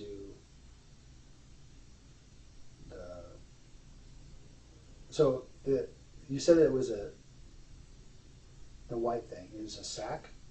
It was like a pillowcase. Okay. And it was what color? White. Okay. And how much blood did it have on it? A lot. Okay. And what about Tim? How much blood did he have on it? Well, I couldn't really tell, because he was wearing dark clothing, so Okay. I didn't know whether or not, I mean, I think he had some maybe on his hands, but I don't know that he had any on the rest of him. Was he wearing gloves when he went in? He wasn't wearing gloves, but I suppose he could have put them on, en route, because he had blood on his hands. Okay. And you saw the blood on his hands? Mm-hmm. Yeah. And he gave me the sack. And so tell me a little bit about that conversation, Well, I mean, I was just like, what the hell happened, Right. And he's like, well, things got a little messy, and just like, I'm sorry. I kind of inferred what that meant, but what did you think it meant? well, that obviously he had at least injured somebody, getting something, and that's not what I thought he was doing. I mean, I thought he was just casing the place to see if they were around. Mm-hmm. And, he was gone for maybe like 7 minutes, or something like that. I'm not sure. It was really quick that way? I mean, 7 to 10 minutes, I guess, yeah. Okay. It was longer than I thought it would have been for him to just walk up and look at the cars, though. You know what I mean? So I started getting, like, antsy and, like, what's this guy doing, And then we came back with that. I was like... Was anyone else in the car with you? No, there was nobody there. Right. But the thing was, I mean, we were just, like, out driving, to get breakfast or whatever, and, like, stopping at 7-Elevens and doing the usual stuff he does. He just roams town, Any 7-Elevens close to that house? I don't remember. There's one close to the in suites, and there's one close to the motel I stayed at. But I don't remember if there are any ones close to the house. It's just, I mean, I had no idea. He just said something about drug dealers, screwing people over. Sure. Said he wanted to go up to look at the cars. Came back with this thing. So why would he go look at the cars? Well, he was trying to figure out who was in the house based on the cars. And what cars were there? Well, that's the thing. I told him while you were out of the room, I don't know anything about cars. I have a bad memory for it. He was rattling off like 2 or 3 names for cars. He was like, this one, there was like a truck that was supposed to be there, and like this car, and and he was like, only one of the cars is there, or something, or let me go check and see which cars are there. And it all had something to do with him trying to figure out, who was in the house. He was like, I want to find out who's in the house because, we need to, like, get in there and get them back or whatever. So, and I was like, what do you mean we? And he's like, no, I mean, I'm going to go later. And I was like, yeah, because I didn't sign on for any of this bullshit. Mm-hmm. You know, but, you know, he just, like I say, he walked off there, disappeared for, 7-10 minutes, and came back and threw this sack at me. And I took a peek at it, and obviously the fact that it was covered in blood was like... Had you been by that house earlier in the day? No. That was the first time that we'd been by. He drove by it a couple times, and he told me something about... He drove by it while he was telling me about the Jack thing. And, I mean, I think that's kind of bad when people do that, Jack. Oh, yeah, when somebody jacks you. Yeah, so I was like... I didn't have any problem with him, like, trying to case him, you know what I mean? Because I was like, I had no idea what he was going to do. Right, yeah, you had no idea he was going to kill anyone. But, yeah. But you had to know that he was going to burglarize their house. I thought he was going to try to, like, take some or something. Like go in and rip them off. Well, I mean, not when I was there, though. Well, why else would he get out? Well, because that's the thing, though. He just said that he was, like, trying to look at him to see, like, who was there, because he said he was going to come back later. He said, like, he said he was going to come right back later, based on who was there, and, like, he just was like, I want to make a stop here and see who's here, right? How many times did you drive by it? Just a couple. How long did that take to drive by it? Not too long. During that time, he explained to me the story, and then he was like, he parked under the street light, and then he was like, I'm gonna go, make sure, like, who's there or whatever. Because we could see, which cars were in the driveway when we drove by, obviously. But it didn't really make a whole lot of sense.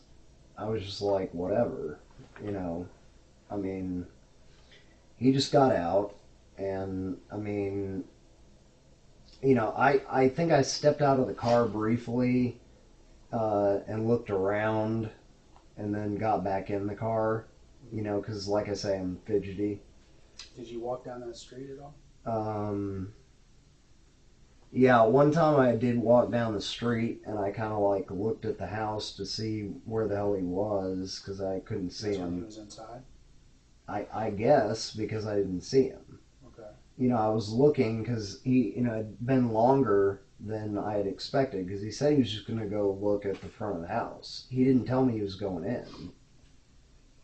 And you're positive you didn't go inside the house? No, I'm positive I didn't go inside the house. Okay. So you got out and you walked down that street. You don't remember the name of the street? No. Okay, so you walked down that street. How long were you down that street? Just long enough to walk down there, glance, and then walk back, and then get in the car. Okay. And I just did that because I was bored of waiting. And I was like, what the hell is this fool doing? Right. But it was just 7 minutes, though, right? Yeah. But, I mean, he just said he was going to look at the place. It doesn't take 7 minutes to look at a place. Right. What was it that he was needing to look at that you couldn't see when driving by? That's what I was saying. It didn't make any sense. Like, he was like, these cars aren't here. I'm going to go check it out and see, like, who might be there or whatever. It was something like that he said.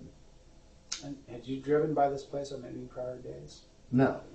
This was the first time. Like I said, he filled me in on the story as he drove me by it. I didn't even know we were going there. Like, It's not like he said, we're going to burglarize this house, get ready. We were just like... Did he say we're going to hit a lick? What?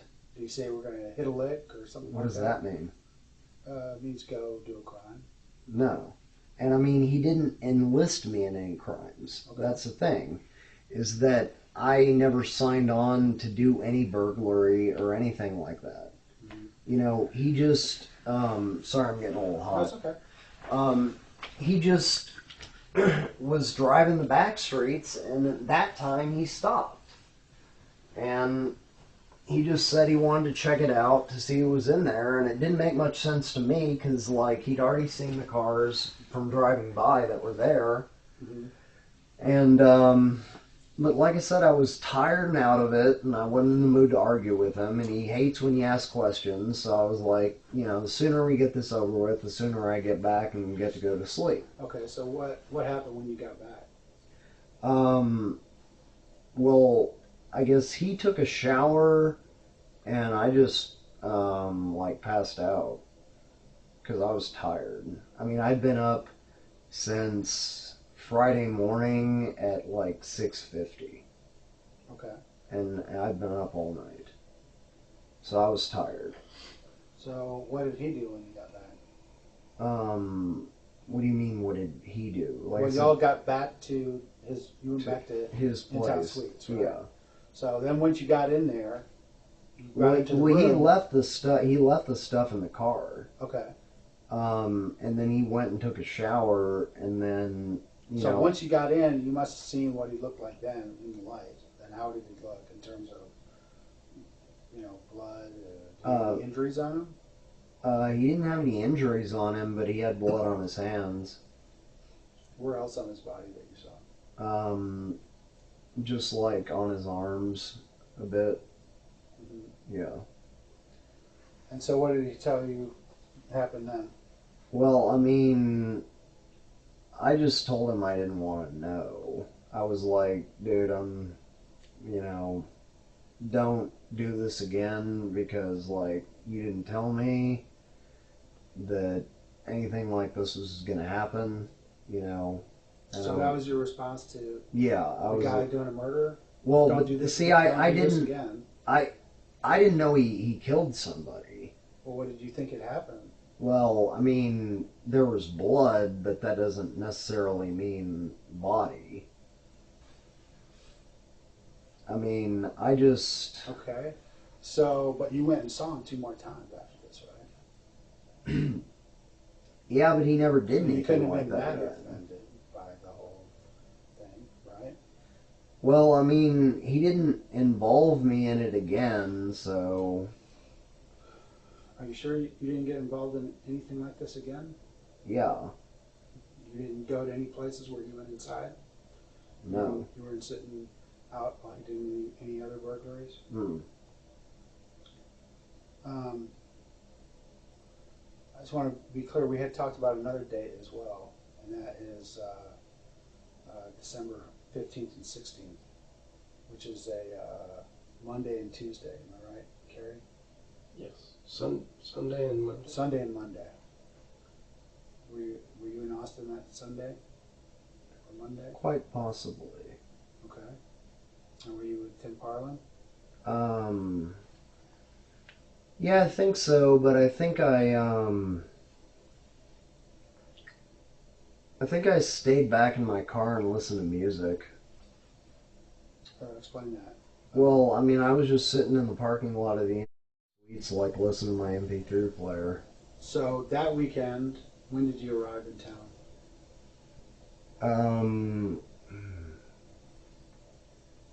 I guess about the same time, like 11 or 12 Friday. But Okay. I think I stayed the whole weekend. And you stayed in? No, I stayed at a motel. Okay. Yeah. And, like, what happened was... Did you register under your name at the motel? Yeah. Which motel did you stay at? The one on, I-35 and Runberg. Had you stayed there on another occasion as well? Well, I stayed there 2 times. That time, and then on the 21st or whatever, 20th, 21st. Okay. And I registered under my name both times. Okay. So on the 15th and 16th, so you got into town on Friday. So what did you and Tim do? Well, basically, I was just discussing what was going on with Melissa, and like, talking about moving in. Okay. And I spent a lot of time just going about Austin. But as far as you're talking about Sunday and Monday, like late Sunday, I don't know, I was just like spaced out or something. I think I was just hanging out, trying to think. I must have been just either in my hotel room or like just hanging out in my car listening to music because I didn't have anything to do.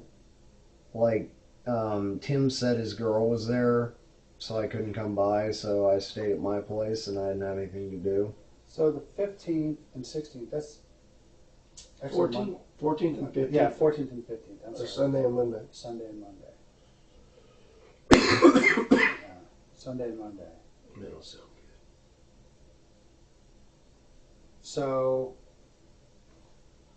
did you and Tim go out anywhere? I mean, you drove around? And... Not at night. We didn't do any of that time. Okay. Was there another time that you did that? Drove around with him at night?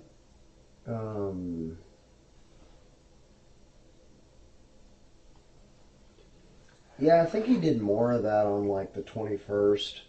Yeah, what happened then? Nothing really. He was just driving through neighborhoods like before, but he didn't stop or anything. He didn't stop? Mm. So what about the weekend we were talking about, the 14th and 15th? What about it? You didn't go out that night? Mm. Okay. So,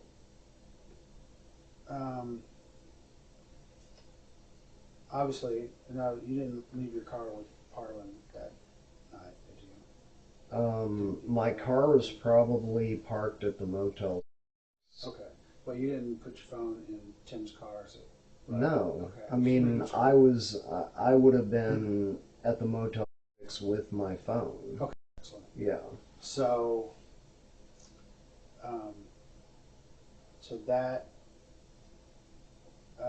so no time during that night did you, the 14th, 15th, 16th, any of those days, did you go out with Tim at night? Because, like I said, that's all stuff we are going to check. Like, I mean, which days are those? The 14th is, what, Saturday? So 13th is Saturday. Oh, 13th Saturday, 14th is Sunday, 15th is Monday. Okay. I want to say that we probably did some driving around on the 13th. Okay. Where did you drive around at? I really have a terrible sense of direction, so I don't know. I mean... What did you look at?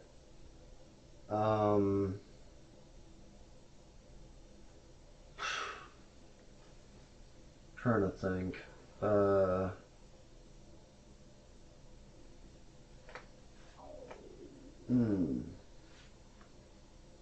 It's just more neighborhoods. There's a big ditch. That's all I remember. What about the big ditch? It was beside the road. There's a big ditch. Like parallel to the road? Mm-hmm. Like you fall along next to a ditch? Yeah. What else did you see? That was all I saw. He drove through that neighborhood on the 13th Saturday. And, that was right on the way to like a or something, and he gassed up and, paid for some drinks for me and stuff, and, Okay, so, what about that Sunday night? Did y'all go out somewhere? Right. Were you together? like, I guess we had planned to, like, hang out or whatever, but, we didn't. So. What'd you do? I just stayed in my motel. What did he do? I don't know. Where did he tell you he was going to? Well, I mean, he said he was just doing his digi thing, which is where he looks around and takes in everything. That's what he always tells me. He's like, I do this digi thing where, I always look around and just notice everything and make a mental picture of everything. Right. Yeah. So, I just want to, going back to that earlier thing we were talking about. You didn't realize that someone had gotten killed? I didn't know what had happened. I mean... You hadn't seen any news reports about anyone? No, I really hadn't, and that's why I'm asking you. Can you tell me about who was murdered? Because I don't know. It was a dealer, I'll tell you that. Okay. So... We'll tell you in a little bit. Yeah, okay. We'll talk to you about that. Because we want to know what you know about it before we tell you what we know about it. Okay, I don't know anything about it because I don't watch the news. Well, you've told us an awful lot about it. You've told us a lot about it, and that's good. I mean, that's stuff that we wanted to know if you knew about. Mm-hmm. Okay, so you've told us a lot about it, and that's why we keep asking you kind of over and over, because you may not think things are important, and they are, and obviously, they are important, right? Mm-hmm. This is an important thing. Yeah. We're talking about a murder. Yeah. So, Shawn, obviously, when we start talking about, that we're investigating things that, might be a homicide that Tim's involved in. So when we talk about that, and that your name was thrown out there, obviously, I think you probably connected the dots at that point to know what it was we were talking about. Am I correct there? Wait, run that by me one more time. About the point that you learned that Tim had thrown your name out in regards to a murder, and I called you, saying that I was investigating a murder. You probably at that point connected the dots back to that incident right there. Okay. So, can you connect the dots to any other things that now, in retrospect, you think, gosh, that might have been a murder too? Well, no, because I really, there was never any other situation like that.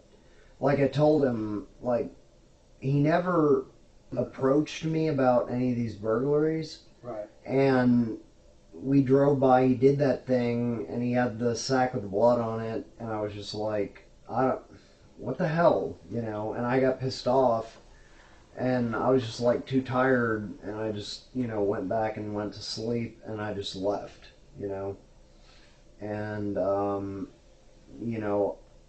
he obviously noticed that I wasn't down with it, and then I never was exposed to anything like that again. Yeah. So, well, here's the thing, and this is why I really want you to rack your brain, okay? Yeah. Because this is very important. I mean, honestly, literally your life could depend on it, on making sure we understand what, all of the details of this stuff. So, was there ever another situation where you went at night with Tim and he got out of the car and maybe did a burglary? No. Because here's the thing, okay? Because I don't think Tim only did one. I know he didn't do just one burglary, and I don't think he only did one murder, okay? So, obviously, when we do this little cell phone thing that we do, okay, and we find that, we know that you're going to be together on that one, okay? Yeah. You give me an explanation. Now, if your cell phones are together on another one, That looks bad. That looks horrible. Okay? Yeah. So. But they aren't. Okay, I'm just telling you this because I've told you this before. Yeah. We run into this all the time. The people deny stuff because they think it's going to help them when it's really hurting them. Because sometimes people will lie, thinking it makes them look better, and it makes them look worse. And this would be one of them, where it's like, if you're lying to make yourself look better because you don't want to admit you're there when you did another burglary, then it is going to make you look horrible. Yeah, I understand. I'm going to be straight with you. Okay. I was leaving out the part about the bloody sack because I didn't want the failure to report thing. Obviously something happened. I didn't say anything about it, and I didn't want, to get caught up in this. That's why I didn't tell you about that the first time.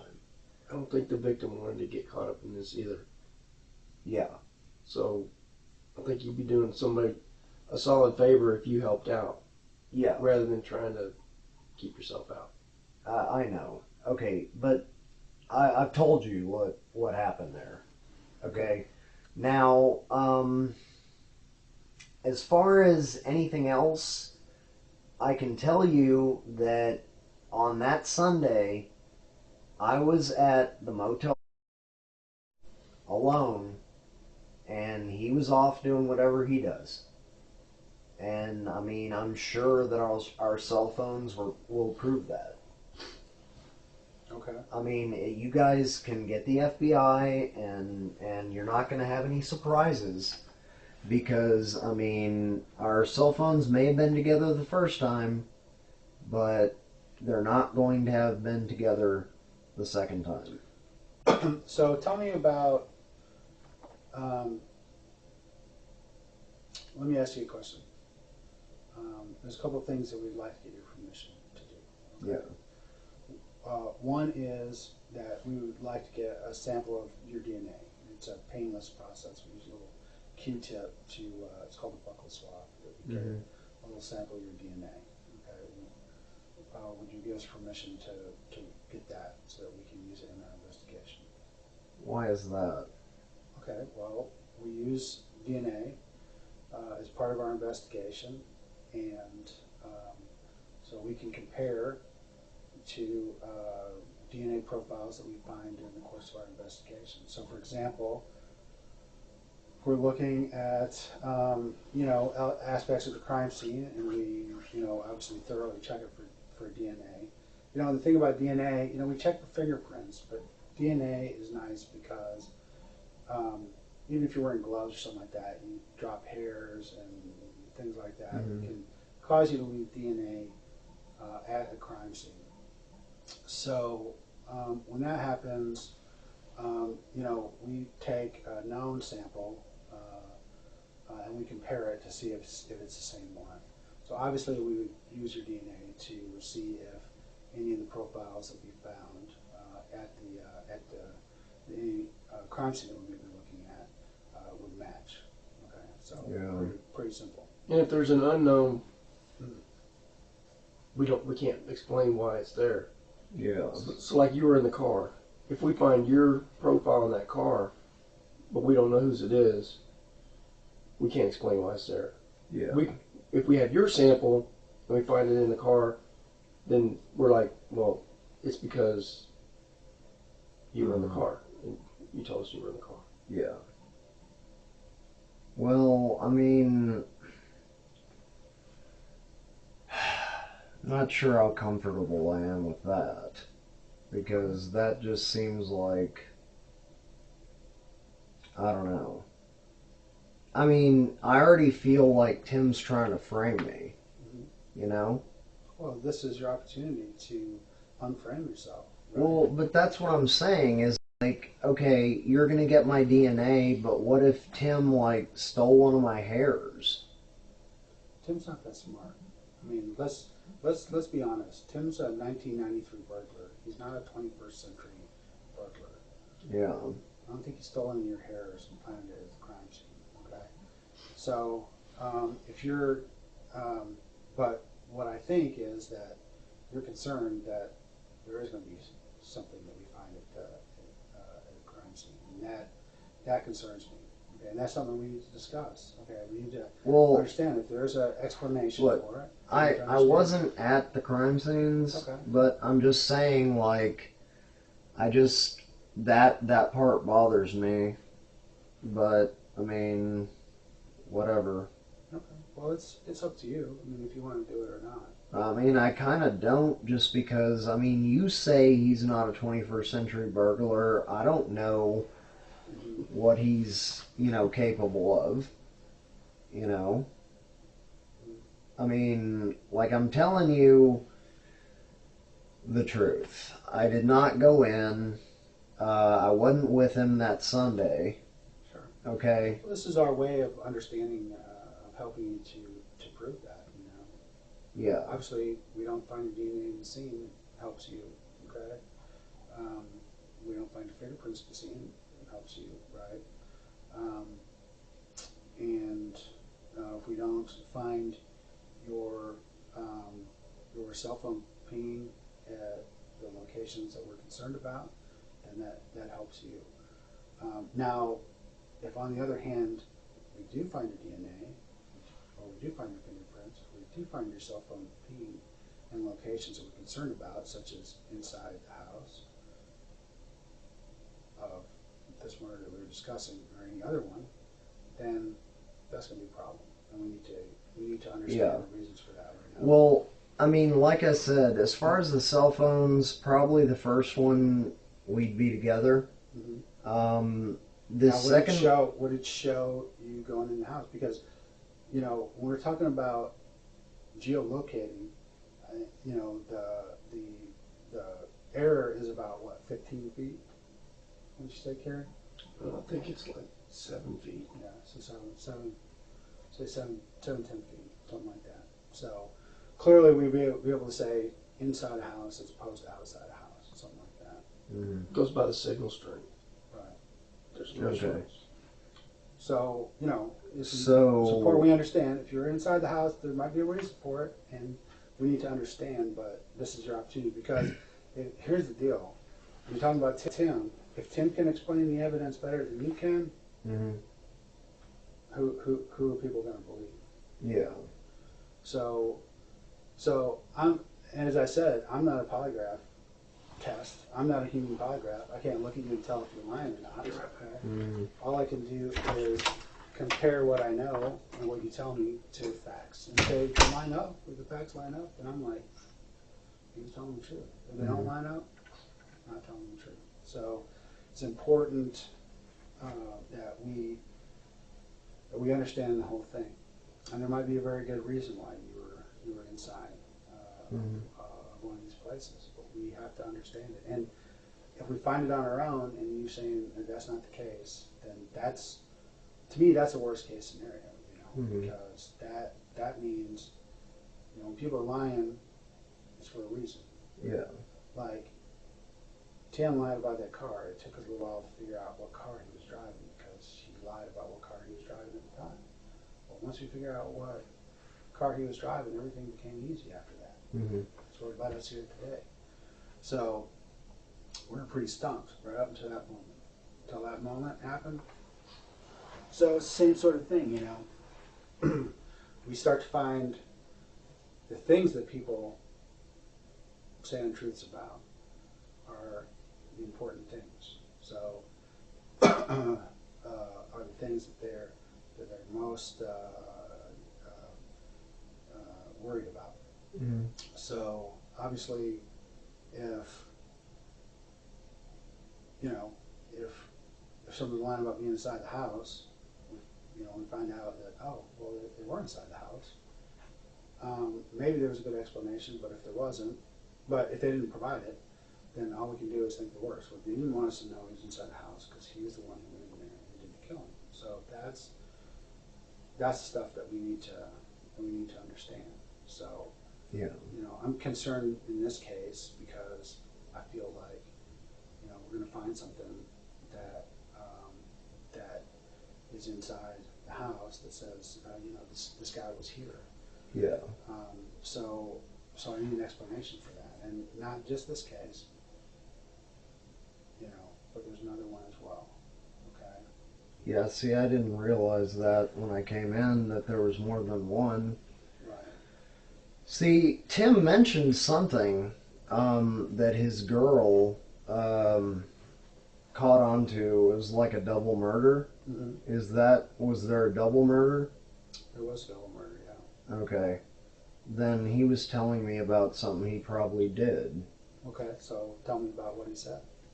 Well, he said that it was like an old couple near a school. Okay. And he said that it was like trending on Facebook or whatever. That's all. And he said that his girl wanted to go to the funeral. What did he say about how these people got killed? Nothing. He said they didn't release any details. Okay.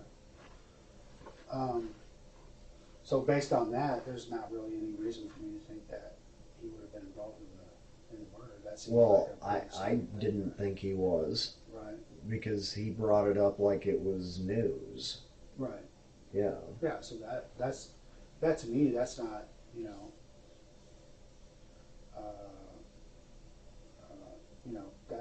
that in itself is not something I would think that means the person killed anyone. Yeah. So do you know where that one happened at?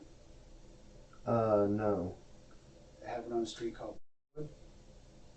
Okay. I mean, I don't pay attention to street signs real well. Okay. So it's in central Austin. Okay. And like he said, it's across from the school. Okay. Have you ever been to a house like that before? Mm-mm. Okay. So it's really important. I mean, this is the key right here. Yeah. The absolute key. Have you ever been inside that house before? I mean, maybe for a legitimate reason. Maybe you know someone or delivering something. Mm-mm. And you never sat outside while or near a residence like that in your car while Tim went off. No. Something. No. I'm telling you that the only time something like that happened was the first time. Okay. And after that, Tim never did anything like that again with me around. Okay. So let's go back and talk about this first thing again, because I was talking about my concern that there's going to be some evidence showing you're inside the house. Okay. Mm-hmm. So, and there may be an explanation. Maybe Tim's like, help me get this, help me do this. I don't know. I don't know what the explanation would be. But we would, just like anything else, we need to hear it right now, and not once, that information, we develop that information. Well, I mean, I wasn't in the house. Okay. I mean, if you're talking about the fact that I don't want to give you my DNA, I'm just kind of weird about that kind of thing. I mean, I've heard that the stuff's iffy, and on top of that, it's like, you say Tim's too stupid to take one of my hairs, but, I don't think he's that dumb. I mean, if he told me to go drive around, right? That sounds like he was doing something while I had no alibi. Doesn't it? So, I don't understand.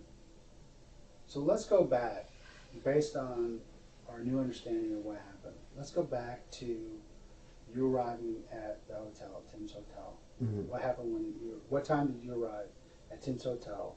And we're talking about on the 5th of December. At like 11 or 12. Okay. So, and what happened when you got there? He met me in the parking lot.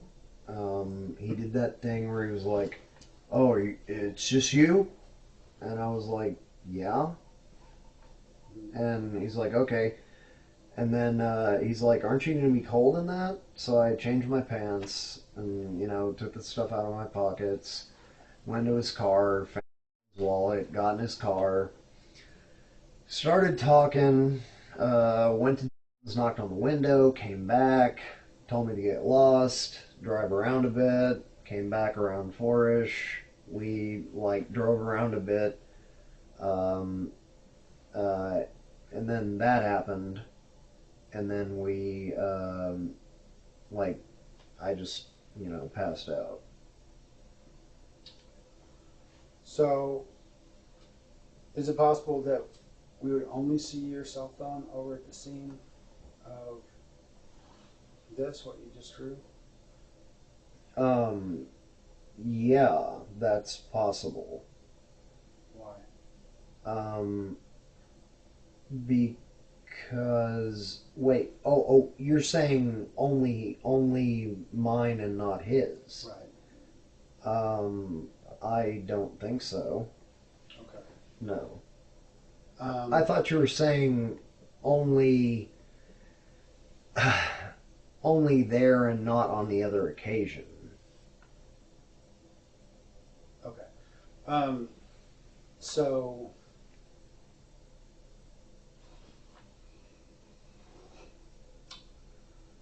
so he got out of the car, and how long was it after he got out of the car that you got out of the car? Like 2 or 3 minutes. Okay. So 2 or 3 minutes later, you go down, and where did you walk?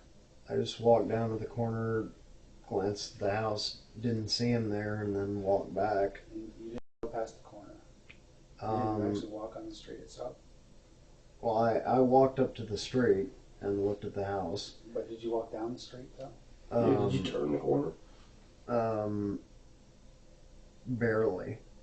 Okay. Just barely. Did you walk down to the as far corner as the and then walked kind of on the other side of the street in front of the house to look at the house. Okay.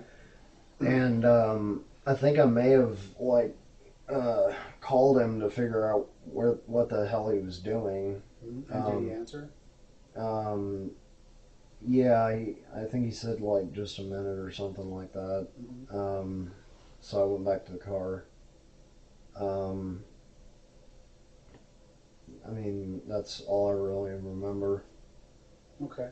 So you walked down. So how far down did you walk? You just stood there across the street from the house. Mm-hmm. And yeah, can show you show on there?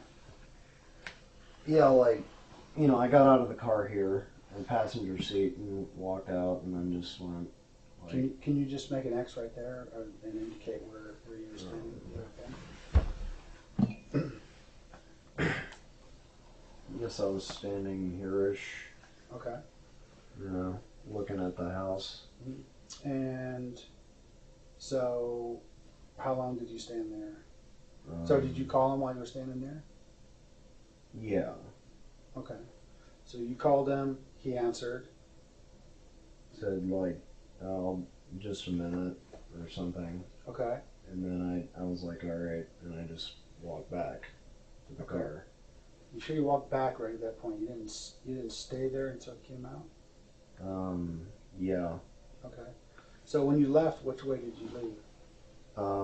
You mean which way did I walk back to the car? No. When you guys got back, what direction was your car pointing on that street where it was parked? This direction. Okay. Can you just indicate that on there?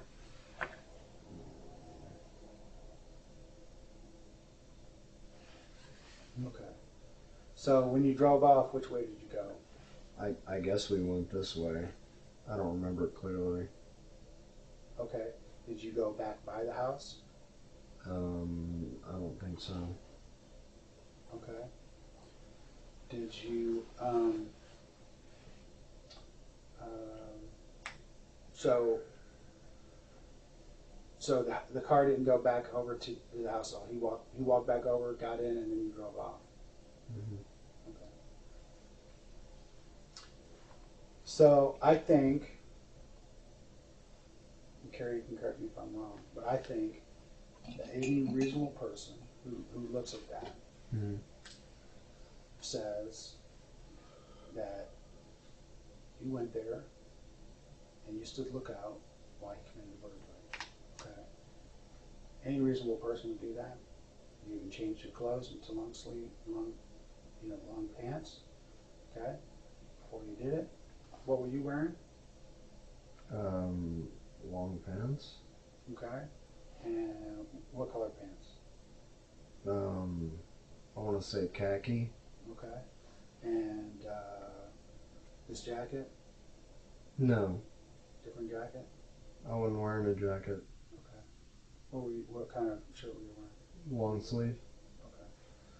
So,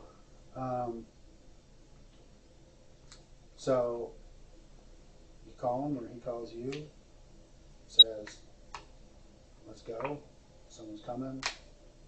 I wasn't standing lookout. I'm just saying what it looks like. Okay. I mean, I know you're saying that. I understand you saying that. But, I mean, he just stopped there, said something, got out, and I got out because I'm fidgety. And I went over there and called him and walked back. I didn't stay there. I went back. I wasn't standing lookout. I didn't know he was doing anything until he came back to the car. You didn't hear anything? Mm-mm. I'm telling you, he never asked me to be involved in any of this crap. I just was there. I mean, I find that odd. I mean, the reason I find that odd is because, like I said, we've talked to a lot of other people. And the people we've talked to, it's a really common pattern. He comes up to them and says, hey, I got this thing I'm going to do, and they either send that person in, or they say, you wait, I'll go in and do it, or they go in together. That's his common history and pattern since 1993. I don't think he's changed that any, okay? We know that that's still his pattern today because we talk to other people who are telling us this, that this is what he does. This is what he's doing all the time. He's recruiting people to come help him with these burglaries, okay? Mm-hmm. I get it. You weren't in for a murder, okay? But you were in for a burglary, okay? I get it. I totally get it. I think people understand that, okay? It's not the important thing that we're trying to figure out is the murder, okay? The murder is what is the important thing, okay? I'm not saying, I haven't said yet. I mean, since this whole time, from our first conversation, I told you, I don't think you're a murderer, okay? Yeah. I think, Well, I'm not. I mean, I used to raise rabbits for food, and I'm still haunted by one that didn't die fast enough. Right. So absolutely, I don't think you're a murderer, okay? So understand that, okay? But just because I don't think you're a murderer doesn't mean that I think you're sane, okay? Yeah. Doesn't mean I don't think that you would have gone in with Parlin to do this if you thought that he was robbing a dealer, you know what I mean? How is that? Well, he told me that he was casing it or something, and I was all right with being there for him casing it, but he told me that on the spot, and I didn't agree to be part of anything. He just did it. Okay. And I mean... So the other thing that we would like to do, we mentioned, is we would like your consent to download the contents of your telephone. Okay? Is that something you would be willing to give us consent for? It'd take just a few minutes, and or we do it while we're here, and you get the phone back. Yeah, I guess so. Okay. We'll make arrangements to do that. Okay. And so we can get your phone downloaded. It'll, like I said, we can do it here. It won't. It'll only take a few minutes to have someone who'll come in and download it for us. Okay. All right.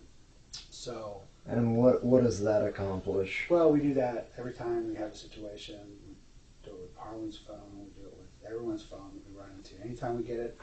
And what do you get out of that, though, is what I'm asking. Well, what we get out of it is the contents, obviously photographs and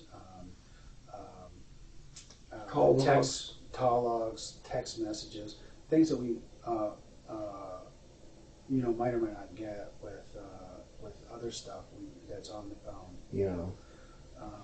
So. Well, y'all are welcome to my phone. I mean, I haven't, been doing anything untoward with it. Sure. I'm telling you, I didn't, he didn't convince me to go in with any of this burglary crap. I know better than to get involved with his friends. He just dragged me out there, and this happened.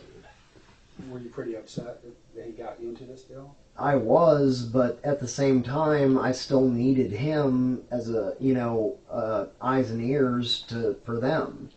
And, I don't know. The whole thing has just been extremely stressful. Right. But I never signed on for burglaries, and certainly didn't sign on for murder. Well, certainly, at the time that this happened, I mean, based on what you said, there was a lot of blood on that pillowcase, right? There's a lot of blood on Tim. And you had to figure that if someone wasn't dead, they were seriously injured. And you even said just now, I'm scared because if I, for not reporting, a crime. Okay, so basically you thought that Tim had gone in and seriously injured or even killed someone, okay, inside that house. And even after that, you continued to go visit him and be pal with him, okay? So the reason I bring that up is simply that when people who make the decisions, and we don't make the final decisions, okay? People who make the final decisions are the district attorney, juries, judges, all those kind of people, way above our pay grade. Those people make those decisions based on the information we provide them. I hand over all the statements of everyone, all the results of my investigation, and they go from there. And they have to make their own decisions based on what they saw. So, here's the problem, okay? Here's my concern, is that if they look at that, they're going to say, not only were you down for a burglary, but you obviously were down for a robbery or a murder, whatever it was that happened to that person inside that house, or else you wouldn't have anything to do with Tim again. That's one conclusion of the evidence that they have to look at. Okay, so when you're telling me stuff like that, it's like I say, it's important that when you talk to us, and I think you're doing well. You're getting us towards the truth. Okay, but I don't think we're already all the way there. We need to understand what it is that, and the reasons why. And I understand that, what you don't want people thinking about you is that you and Tim plan to go in and kill someone and take that person's stuff. Okay? That's not what you want people to think. Okay? What you want people to understand is that that's not what you were in for. Mm-hmm. Okay? Even if it was that you were in for burglary. Okay? Well, look, I'm afraid of the guy. The guy has connections. The guy's a killer. Okay? After that happened, he kept making plans like we were going to keep up like it was going, and I just went along with it because I didn't want to piss him off. So how did you go along with it? Well, I just kept showing up to, Austin and meeting with him for the living arrangement type of thing. But we didn't do anything else like that. Again. Like, I told him, I guess, I don't know if he wanted, to keep an eye on me or see that I wasn't going to tell anybody.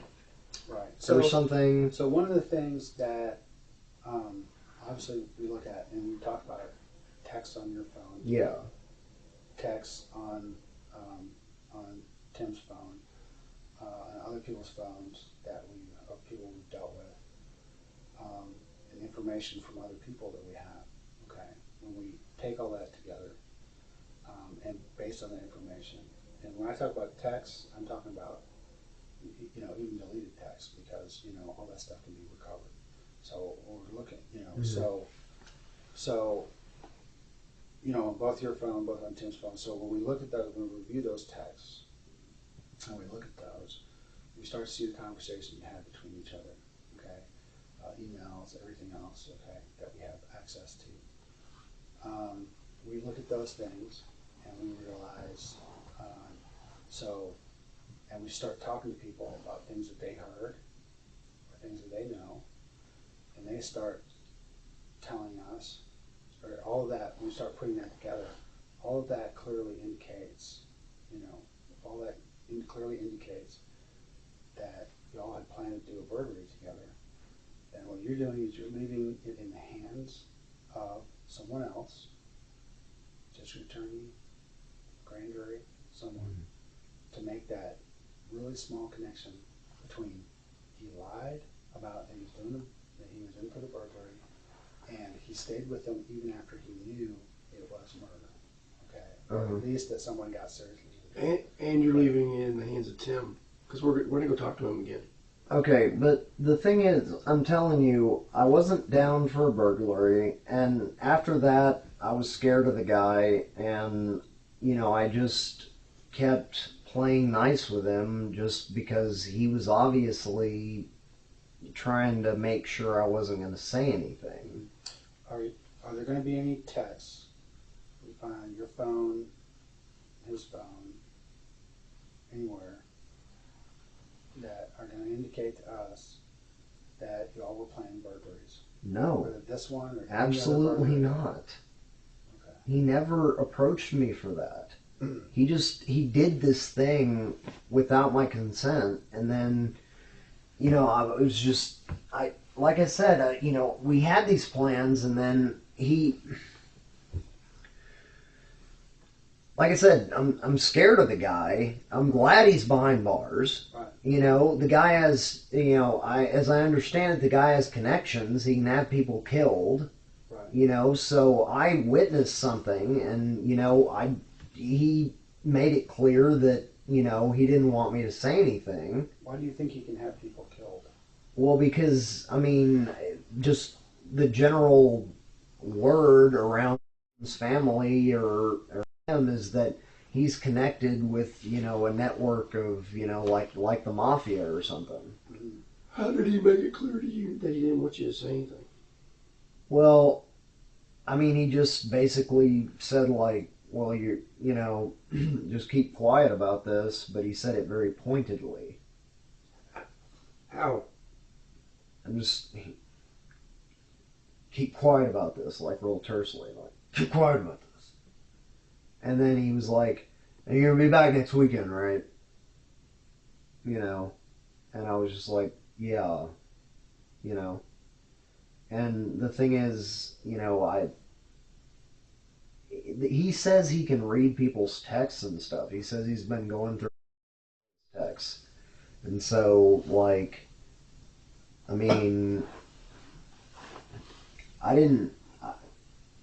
I just continued to play nice with him because I didn't want to get freaking killed. Okay, but I didn't go in for any burglary, and I wasn't with him for any more of these things. And you weren't inside Kathy Blair's house? Kathy? That's the name of the person who died. Okay. That night. No, I wasn't. Because that we'll know for a fact within a couple days. Okay, so within a week when we get your stuff back, the FBI stuff back on your phone. Okay, so that is something that's of special concern. So that's what we call a fact that is indisputable. Okay, so we need to make sure that we address that. If you're there, if you're in there, we need to know it. And we need to know it now. We need to know why. Okay. I wasn't. Okay. So what happened to the stuff after he came back out? I don't know. I don't know what he did with it. I didn't want to know. Did he give you any of it? Mm-mm. So, what do you remember about the stuff you saw? Just rings. What That's else besides jewelry was in there? All I saw was jewelry. I just took a glance at it, and I mean, that was it.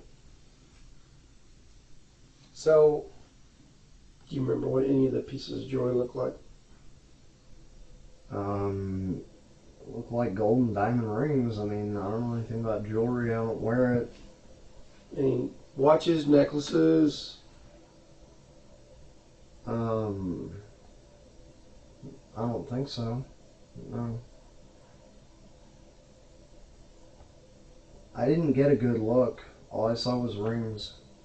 Did he give any of those items to you? I told you he didn't. I don't have anything. I mean, you can, like, search my house for, you know,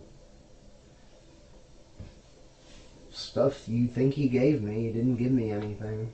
Would you give us permission to search your house? I guess, sure. You know, because, I mean, I don't have anything, you know, incriminating. Let me just back up on a couple of things. So when you guys got back to the room, you said he took a shower? Yeah. What did he do with his clothes before he took a shower?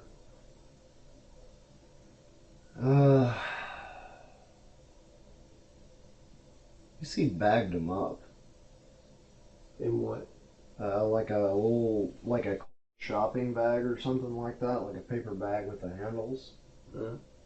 Yeah. And then what did he do with them? I don't know, because I just went to sleep. Well, where was the bag when you woke up? It was gone. What all did he put in the bag? Just all his clothes. You said he was wearing a jacket earlier. Did the jacket go in the bag? I'm not sure if the jacket did. You said he was wearing dark pants. The pants were in the bag?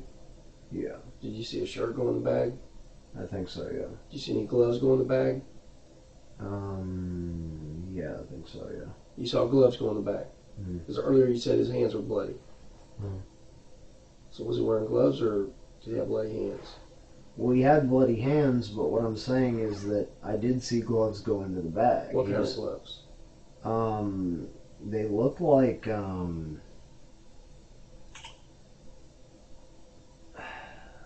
automotive technician gloves or something. Okay. What color were they? I want to say like black and blue. And what made you think automotive technician gloves? Well, because I work in an auto parts store and they were like thin and had like rubber grippy thingies, I think. Okay. Did you see shoes go into the bag? I'm not sure. And the jewelry, what did he do with the jewelry? You know, I said he left it in the car, and I don't know what he did with it. I fell asleep. Did you watch everything that he put into the bag? I mean, you saw everything that got put in the bag? I saw him stripping and putting his clothes in the bag, and I wasn't watching too closely. I was tired, and I was just confused, scared, everything, and like I said, I saw him put gloves in the bag. I saw him put a shirt and pants in the bag. Okay. You see him put a weapon in the bag? I didn't see him put a weapon in the bag. But he may have. I mean, I didn't watch the whole thing.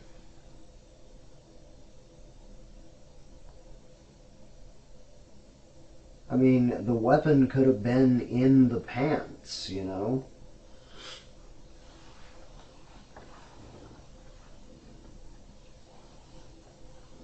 Right? Is that not a... Yeah. I mean, I wasn't watching him like a hawk. But, yeah. I don't know. It's just... So...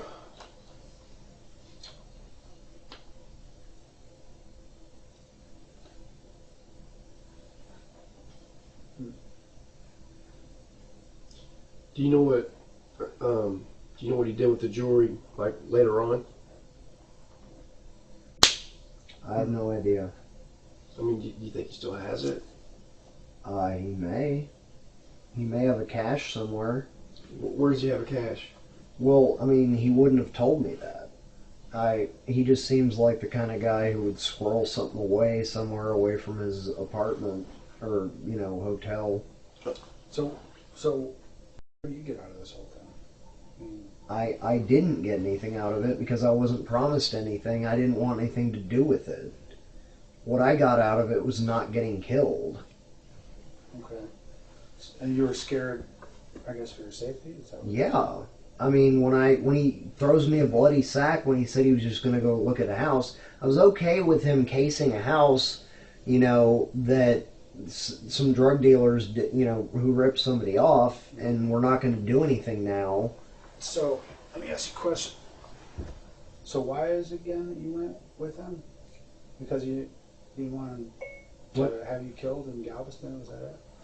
Is that why you kept coming back to visit him? Well, there's two reasons. I mean, I needed info from him, and I figured playing nice with him would keep him placated. Mm-hmm. Because he seemed like he was worried about me, telling, because I was upset about what happened. Sure.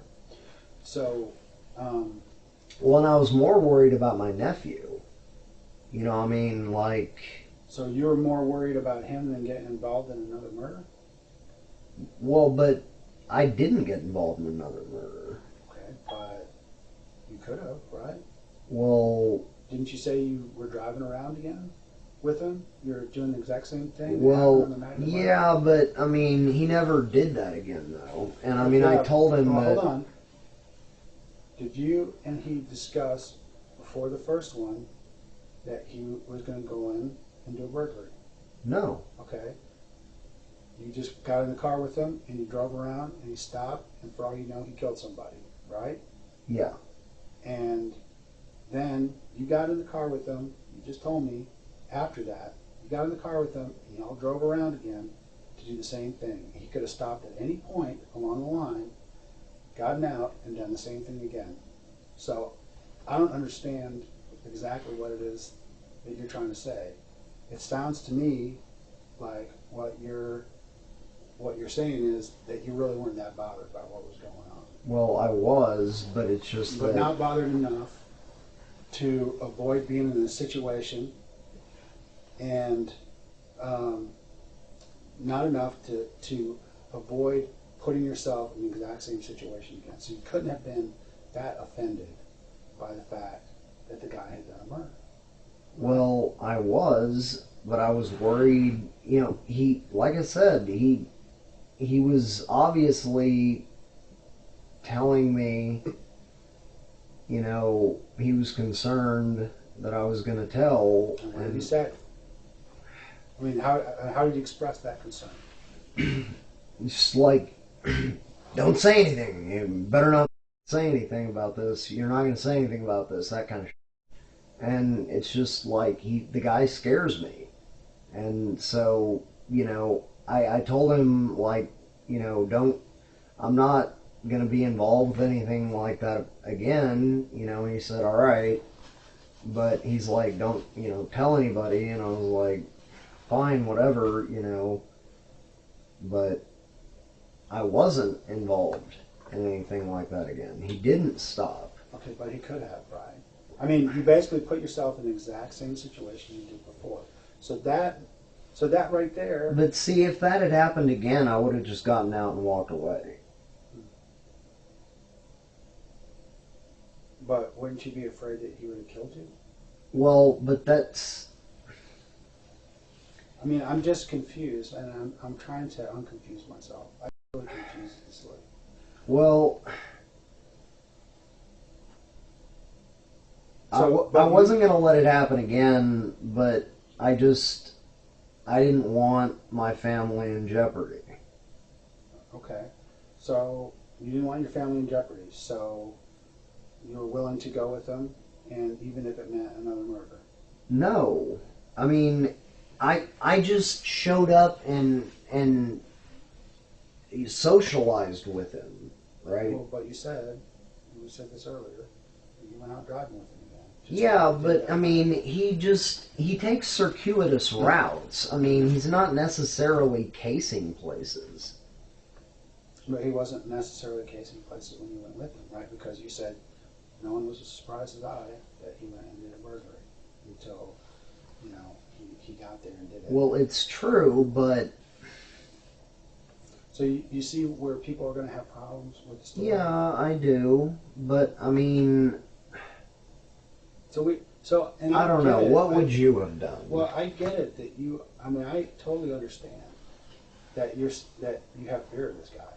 I mean, I totally understand you had fear of this guy before even the first murder happened, because this guy is a scary dude. He's been in prison. I met him. He's a big guy. He's a glib talker. He doesn't with me, of course, because he's a choir boy. With everyone else, he talks about people he's killed and that he was in jail for trying to kill a cop and all this stuff. This is all the stuff that he's telling people.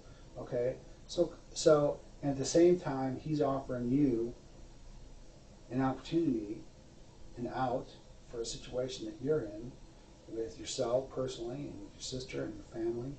And so I totally get it. I think people get it, and we understand why it was that this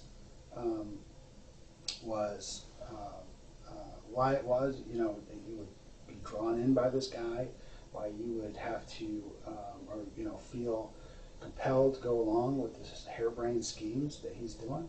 I get it, But I wasn't going along with the schemes. I told him I wasn't going to go along with the schemes. But you did go along with the scheme, right? Because you knew that he had killed somebody in that house. You knew that he had killed somebody in that house, and you went along with it. You went along with it because here we are a month and something later, and this is the first time you've talked to the police about it, okay? So you did go along with it, and you would keep going along with it if I had not called you on the telephone today, okay? So I don't want to hear any more about I didn't go along with anything, okay? You went along. Not only did you go along, but you were up for it a couple more times because you said you went back and met with him a couple more times. You went out driving with him again, okay? And I would not be surprised if your cell phone pings at the location of another murder, okay? That's not going to surprise me one little bit. It's okay? not going to. Okay. But at any rate, we know that you were there on that one, okay? And here we are, this many days afterwards, weeks and weeks after the event happens, and you're trying to tell me, I'm not down for that. I don't appreciate that. I don't, that's not what I'm doing. But that's not, your words are saying that, but your actions aren't saying that. So you're going to have to, you're going to have to help us to understand how that is, because that's a disconnect, between your words and between your actions. I felt he just wanted to keep an eye on me and make sure that I wasn't going to talk. That's all. I was not down for further anything. Okay. And so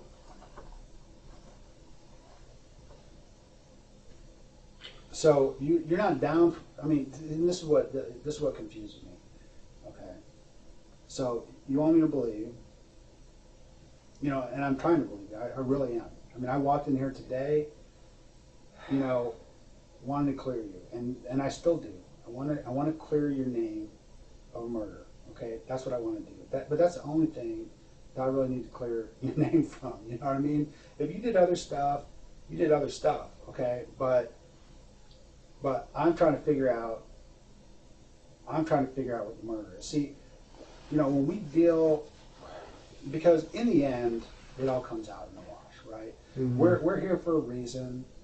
We didn't pick your name out of a hat. Obviously, we found you, found Tim, found the car, we found other evidence. We have lots of stuff, and the evidence continues to roll in. So by the time all of this is done, it's all out there, okay?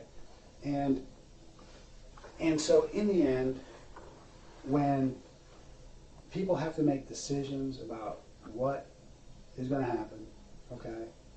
And if they come to the determination that, hey, he was involved in the burglary, he knew going in, they were going to go rob the dealer, okay, that's cool, okay? If you were in for that, if that's what the investigation shows, that's how things went down, okay? But there's still murky areas, right? Because here's the thing: it wasn't was killed, okay? It's a 50-something-year-old choir teacher that get killed, all right? A beloved person. There were hundreds of people at her funeral, okay? So I'm just telling you right now, you don't want people to think that you went out there with intent that she be killed, okay? And I think people understand, because it happens all the time, that somebody, goes out and, they're planning, Tim's a burglar. We all know Tim's a burglar. Yeah. The guy's out and he's trying to suck everybody else in. That's what happened in 1993. He sucked some kid in. That kid could have still been in prison today for capital murder. Had he not come and explained the circumstances, and he didn't say he didn't do anything, okay? This kid wasn't trying to make the cops believe he didn't do anything. He said, yeah, hell yeah, I was in for a burglary. I was even carrying a loaded gun. I wasn't in for killing a cop. I wasn't in for killing anybody who came from the door. That's Tim, So, okay, if you thought that this was going to be a dealer, or someone who ripped off a friend of yours, getting a little payback on, that's different than some people think. What you have to understand is, he didn't even say that they were going to do anything, that we were going to do anything that night. Okay, but he was just going to look at it. Right, but you were going to do something, right? I wasn't going to be involved in it at all. Okay, so he just said, I'm going to make a stop and look at this place. Okay, and here's the deal, right? If that holds up, if our investigation shows that is the case, yeah, okay, and hey, I think you're doing pretty good, okay. The problem is, if our investigation doesn't show that, you are a dude. I mean, you are beyond belief. Yeah. Okay, this is a capital crime, all right, and this is the type of capital crime that they actually carry out capital punishment on. Okay, mm-hmm. So you want to be as far away from what happened to that woman as possible. And I understand that you want to be as far away from the whole thing as you can get. That's where we started off, right? I don't even know what you're talking about. Oh, I wasn't there. We built to this point, okay? Mm-hmm. And like I said about swimming across the lake, if you're 98% across the lake, you're not all the way across, okay? If you're at 98%, and they realize that 2% of what you said is bullshit, then they're going to assume the other important elements of what you said is bullshit as well. Mm-hmm. Okay, so that's why I'm saying, if that is not true, what you're saying, okay, that is not true of what you're saying, that you thought you were in for a burglary, all right, then you're inviting people to then assume that you were in for a murder, especially. I understand. Especially after you go back with this guy and you go riding around with him again, just like you did before, okay? And when you go back and you're hanging back out with him again, okay? That's not the behavior of a person whose conscience is shot by what his partner did, okay? So, but he's not my partner. But here's the thing: the only way we need to get to that point mm-hmm. is to show that you knew that it was a burglary, okay? Because they'll assume the rest. Now, and then. But why do I have to have known it was a burglary? What I'm saying is that if you knew it was a burglary, we're going to know that you knew that, because it's going to come out. It's going to come out based on evidence that we have from the people we talk to. It's going to come back from texts, emails, any number of things, Okay. different things. So what I'm saying is the truth is going to be out there, okay? Okay. This truth is going to be known about whether or not you knew it was a burglary. Now, maybe the truth will be known about whether or not you knew it was murder. That may be too, but if it just gets down to that the truth is that you knew it was a burglary, then people, again, that goes back to, it's important about what people are lying about. So if you're lying about that, people ask themselves, what else is he lying about? If that's what happened, and you say, hey, that's what happened, I knew that's what happened. Okay, yeah, and you know the law. That makes you a party to the crime, okay? Mm-hmm. You know that, and so that's a complete, so I completely understand why you would want to leave that part out. That's a common thing. And the problem is that a lot of times in these cases we eventually figure out what it is. And then you're gambling everything on that one lie. Because all that lie is just trying to avoid responsibility. Okay? Mm-hmm. And if you did something wrong, there's going to be some responsibility. But what that responsibility is, what the consequences are for actions, has a whole range of possibilities. Okay? From a minimum to a maximum. And you want to be as close to the minimum as possible. You want to be as close to zero as possible. Okay? But as soon as they think you're lying, then they're going to lean towards maximum. So I'm just telling you that. I'm just telling you that because I'll tell you I don't know the truth on that right now. Yeah. Okay, I don't know what the truth is on that. Only you know what the truth is on that. Yeah. And if you're gambling your life on whether on what I know or what I'm going to be able to figure out, I would say you're going to be on the losing end of that because I'm actually pretty good at what I do. Okay. Well, I mean, you're going to download my phone, right? Mm-hmm. So... Download your phone, we download Tim's phone. Yeah. Lots of stuff. Have fun.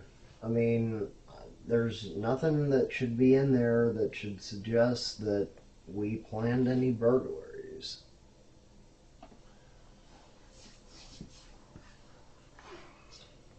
You want to grab a consent form from the car? I didn't bring my bag, so yeah. Do that. You want some water? Yeah. We get some more water. Need a restroom break or anything? No. Okay. Just hang out. I'll get back in a minute.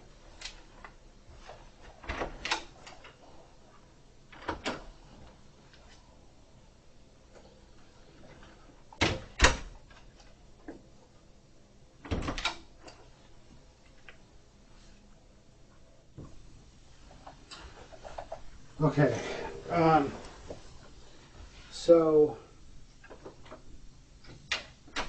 when we were taking a break, I was thinking through my mind different possible scenarios that we have to consider, right? So that because our goal is to do what we can to try to resolve this.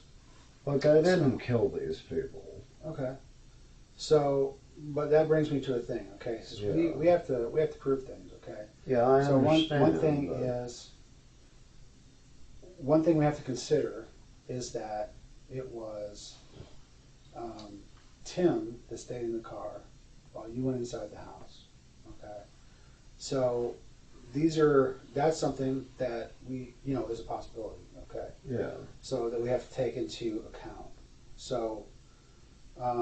So help me, okay, think of ways that I can, prove that that's not the case. What are some of the things that I can look at to ensure that that's not the way it went down? Well, I don't know. I mean, like what? Well, I guess the cell phone would be one, right? Yeah. So if your cell phone shows you inside the house, and not Tim or you and Tim, then that would be something that would help us with the case, right? Anything else you can think of? No. So we look for things inside the house, okay? trace evidence. We talked about DNA. Also, fingerprints is a thing as well. We'd like to get fingerprints from you, a full set of prints, so that we can use that for comparison purposes of any prints that we find in the house. Okay. Would you be okay with that? It's fine. So, and also, you know, we need to get as detailed as possible thing. So one thing I want you to understand, okay, I know you're tired. I know you've been through a lot, okay? We're tired too. But I want you to understand this interview is really more important to you than it is to us. Yeah. Okay? Because this interview is your opportunity to show that you didn't kill anyone, okay? So I guess my question straight up would be, were you the one that went inside the house and Tim stayed in the car? No. And did you go into the house at all? No. At any time? Okay. So we would like to get a sort of full, you know, we've been through it, we want to make sure, because this might jog some memories to help us, is to go back through the events of that night. At what point did you want to start, Carrie? Part where he got to Austin. Okay. And he changed clothes and... Yeah, let's go through all again and make sure we understand how things went down, okay? Because like I said, this is important, because everything we say, we check. So, you know, we want to make sure that that we're getting a good timeline of things that happen. Yeah. Best possible thing for you to do is to give us a detailed account of how it happened when you got there, all the way through the story, so that we understand it, you know, the best that we can understand it. Yeah. We don't have, you know, you're going to help get rid of questions that we might have. Okay. So. Well, I mean, I feel like I've already been through it. Well, we've kind of jumped back and forth in some of these. Yeah, so you want to start so, when I got there. I mean, you know, I got there 11 or 12.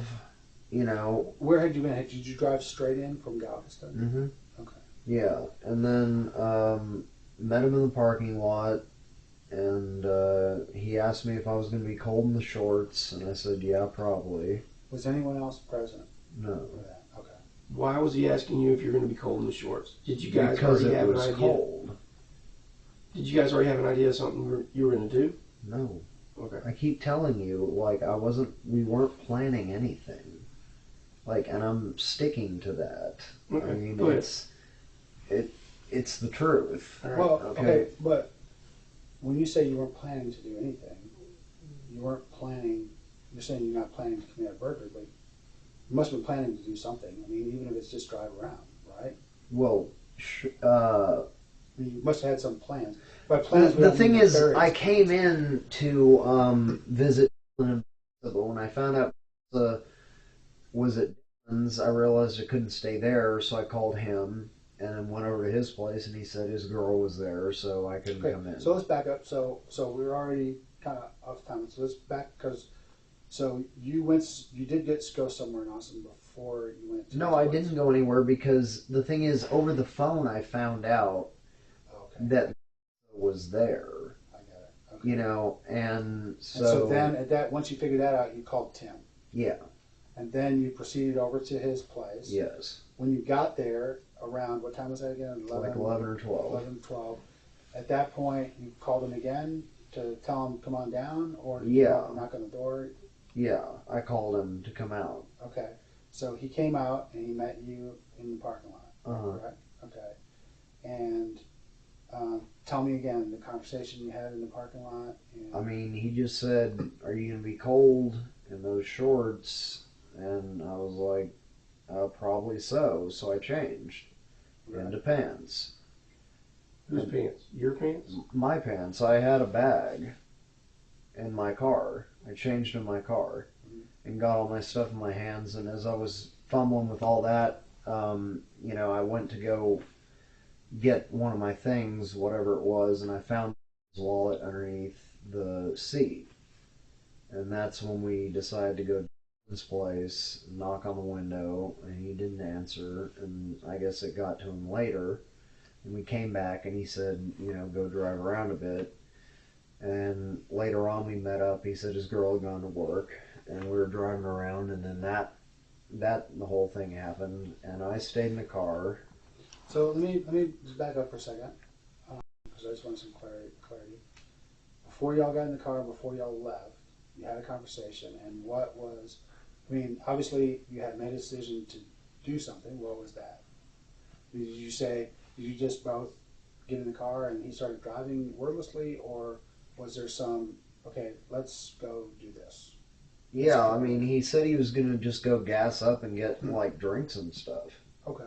And, every time he says that, it just turns into a ramble, Okay. So he said, let's gas up and go drink. How long do you think you spent in that parking lot right there? You talking about the parking lot in town?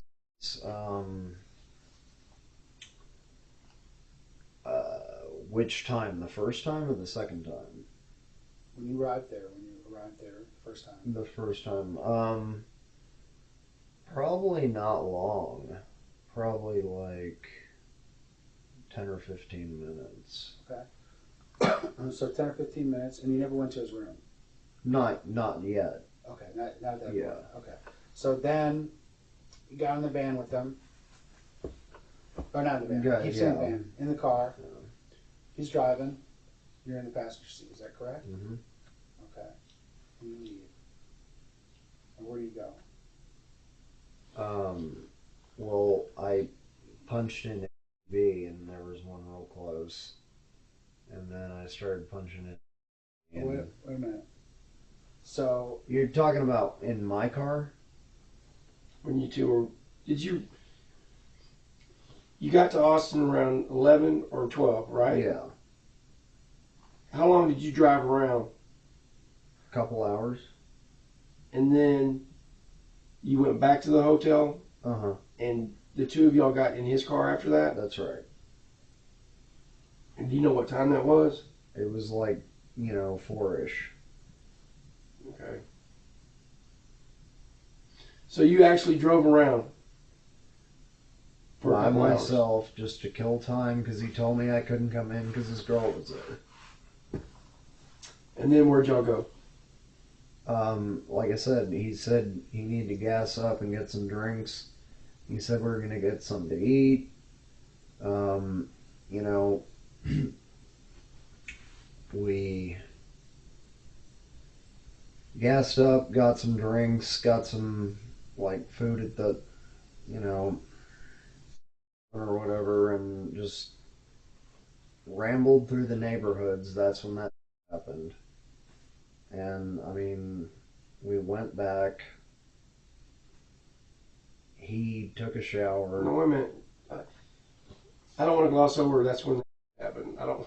I want you to tell that story too. That part of the story. That's the most important part. Yeah, he rambled through the neighborhoods, and then right as he comes through the neighborhood, he tells me this story about the dealers, right? Okay. Well, he drives by a couple times, and then says something about the cars, and then parks. Like I drew here. So by then you knew what house he was talking about, right? Yeah. And then he got out, said he was going to go check it out or something like that, and took too long, so I came out, looked, see if I could see him. I called him, and he answered, said just a second or something, so I went back to the car. It was a couple minutes more, and he was back with, the sack he threw in, and then we drove back to his place, which was empty at that point, and he took a shower, and I saw him putting his clothes in a bag, and gloves as well. I don't know about shoes. And what were you wearing? Pants and a long sleeve shirt. What kind of long sleeve shirt? Like a dress shirt or a t-shirt or? No, it was like it was like a long sleeve tee. Yeah. And what kind of shoes were you wearing? I want to say I guess these. Okay. Yeah. What size are those? I don't know, 11 probably. What? Okay. Go ahead. Why? No, I was just wondering. Yeah. We never really got into what you were wearing. You were trying to talk about what he was wearing. Were you wearing a hat? No. Was he wearing a hat? He had on like one of those like balaclavas or whatever, but it wasn't on. Like it was behind Like his a head. ski mask? Balaclava is like a ski mask. Yeah. Like a black ski mask. Yeah, except it was like one of those ones that's like two-piece. And he had it, but it's like a neck. It's like a neck warmer and. Yeah, like you can pull it up and pull it over if you want to, but it was like down. Okay. Yeah. He wasn't wearing a ball cap? Well, he was wearing a ball cap in the car until he went out and he took it off. Okay. And he pulled his balaclava on? I didn't see him pull it on. Well, I mean, but it was on. Well, it was on the whole time. Right. Okay. And then... Okay. Go ahead and continue. Well, I mean, I already said, I mean, he went in and I got tired of waiting because he said he was just looking at something. I came out, called him, right? He answered, said just a minute, went back to the car, waited a few more minutes. He showed up with the sack, threw it at me. I'm like, what the fuck? He's just like, shut up, don't say anything. And we drove back, and I was just too tired to do anything. And I mean, I was scared, and he was taking a threatening tone with everything he said about keeping quiet, and So your feeling after that was that you were tired? Well, my exhausted would be more like it, because I mean, not only was I tired, but I mean the event hit me as like more than tired. It's like I need to process this day, you know what I mean? Are you sure about your timing? My timing of when you arrived there? Not exactly. I mean, it's a bit hazy. Okay, well, you're saying 4 a.m. is when you arrived there. I think so. Okay. Around and there. You weren't there earlier than that? No. I mean, you hadn't come by earlier? No. You hadn't gotten out, walked around earlier in the evening? Mm-mm. Did he tell you he'd been watching that house? He said he had some intel on it. What kind of intel?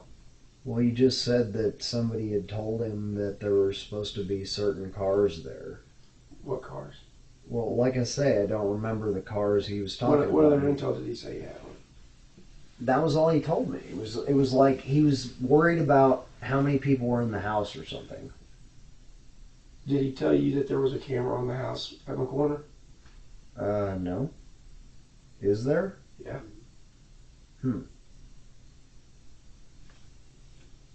Well, no. Did he tell you to go in that house and to call him when you were ready to come back out? No. You sure? Yeah. Because that's pretty easily verifiable right there. That's information that not going to be hard for us to figure out. So that's why we bring it up. Okay. There's some things about your stories that just concern me. Really. Mm-hmm. And one of the things that concerns me is the possibility that you went in there and that you Just she said you called Tim when you're ready to come out. Okay, because that makes more sense than what you're saying. It makes a lot more sense. If you waited 3 minutes and you walked out, and you're looking around, talking to him, and you know the guy's casing the place. Why are you standing out there in front of it? And it kind of blows it for him, doesn't it? Or you ring his phone. If I'm casing, sneaking up on a house, creeping up on the side of the house or whatever, and somebody rings my cell phone, I'm gonna kick the shit out of them because I didn't want to get caught. Well, I don't do this sort of thing. Yeah, but you're smart enough. You got a college degree. You're not dumb. Shawn. Tired of waiting, and I didn't know what he was doing. Shawn, what? Were you in the house and you called him and told him you were ready to come out? No. Why do you keep asking me that? Because that's what seems like the story leads to. Well, that's not what happened.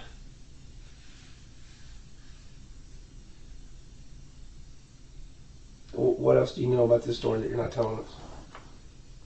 Nothing. I mean, I don't know what you're fishing for. I'm not fishing. I'm fishing for anything. We have video of the person who got out of the car. We have video of the person that got out of the car. Okay. So it's pretty easy to tell whether it's Tim Parlin or Shawn. Yeah. All right. So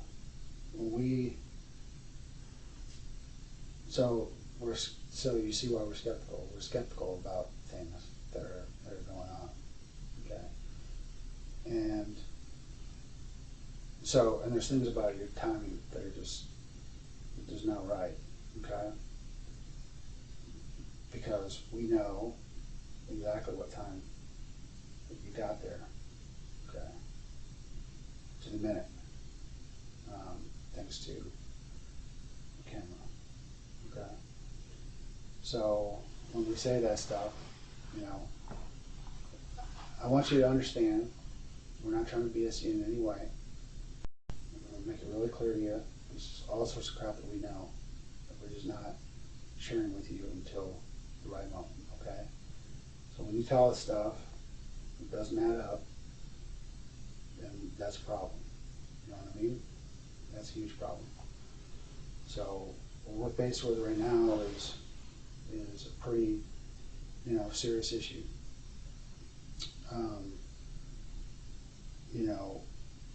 And I was telling you, when we look at a crime like this, basically what it is Travis County, which is where this crime will be tried.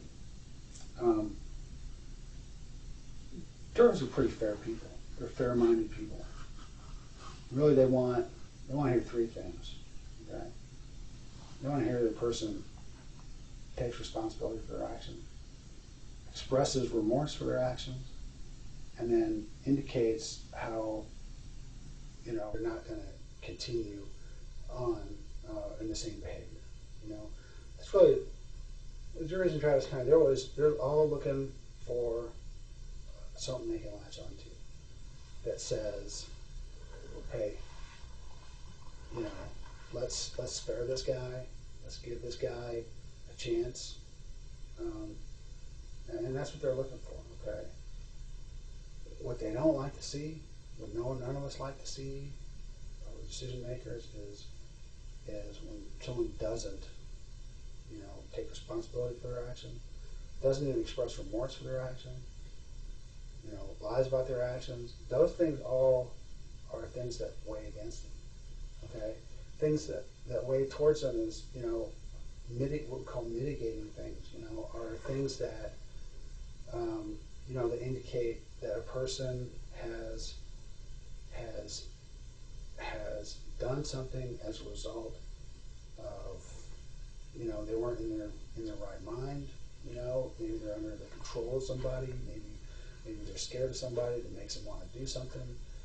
These are all kind of mitigating things, but with the time to say no, it's not the way it happened. It's not now, okay? Because we're way past that. We're way past that. we're sitting in a room right now, we're given the opportunity to do one of two things, and that's either, you know, bail yourself out or sink your own boat, you know? And it really doesn't matter to us how it goes, you know, because in the end we can prove what happened. We can prove it scientifically, and we can prove it through good evidence, facts. We can bring facts to what happened. So when we bring those facts and we present them, it's indisputable about what happened. Okay. The only thing that we can't ever figure out is why. Right? That's the part of the equation that we can't figure out, because I can't insert why into the equation. All I can insert is facts, and the facts are pretty cold, you know, when they're just laid out there on their own without explanation, without narration, without you know someone speaking up as to why the set of circumstances occurred. And when they go out that way, you know, people are just going to look at the facts, and the facts are not pretty in this case. You know that. The facts are not pretty in this case. So when we look at that, we look at those facts, present those facts, because when we're done here today, we'll go back to Austin, we're going to present what we learned, okay? And I know what I know. I know what I know before I came in here. I know what I'm going to know even better in the next few days, okay? And I can present those things that I know just by themselves, or I can present them with the explanation. The only person who can explain things is you. We need to understand why this happened, what led up to it, because I always tell people, don't let others tell their story. You know? You gotta tell your own story. You gotta own up. You gotta take that first step, which is take responsibility, before you can ever go to those next steps and say, you know, I regret it. It wouldn't have, you know, it would never gonna happen again. It wouldn't happen. Something in my life was going on at that moment that led to this happening. And we know why the house was chosen. That's what led us to you, because we know why the house was chosen. Why was the house chosen? Because Tim chose it. Okay. So we know that. So maybe, I don't know, did he bully you into going into the house, or threaten your sister, or what was the deal?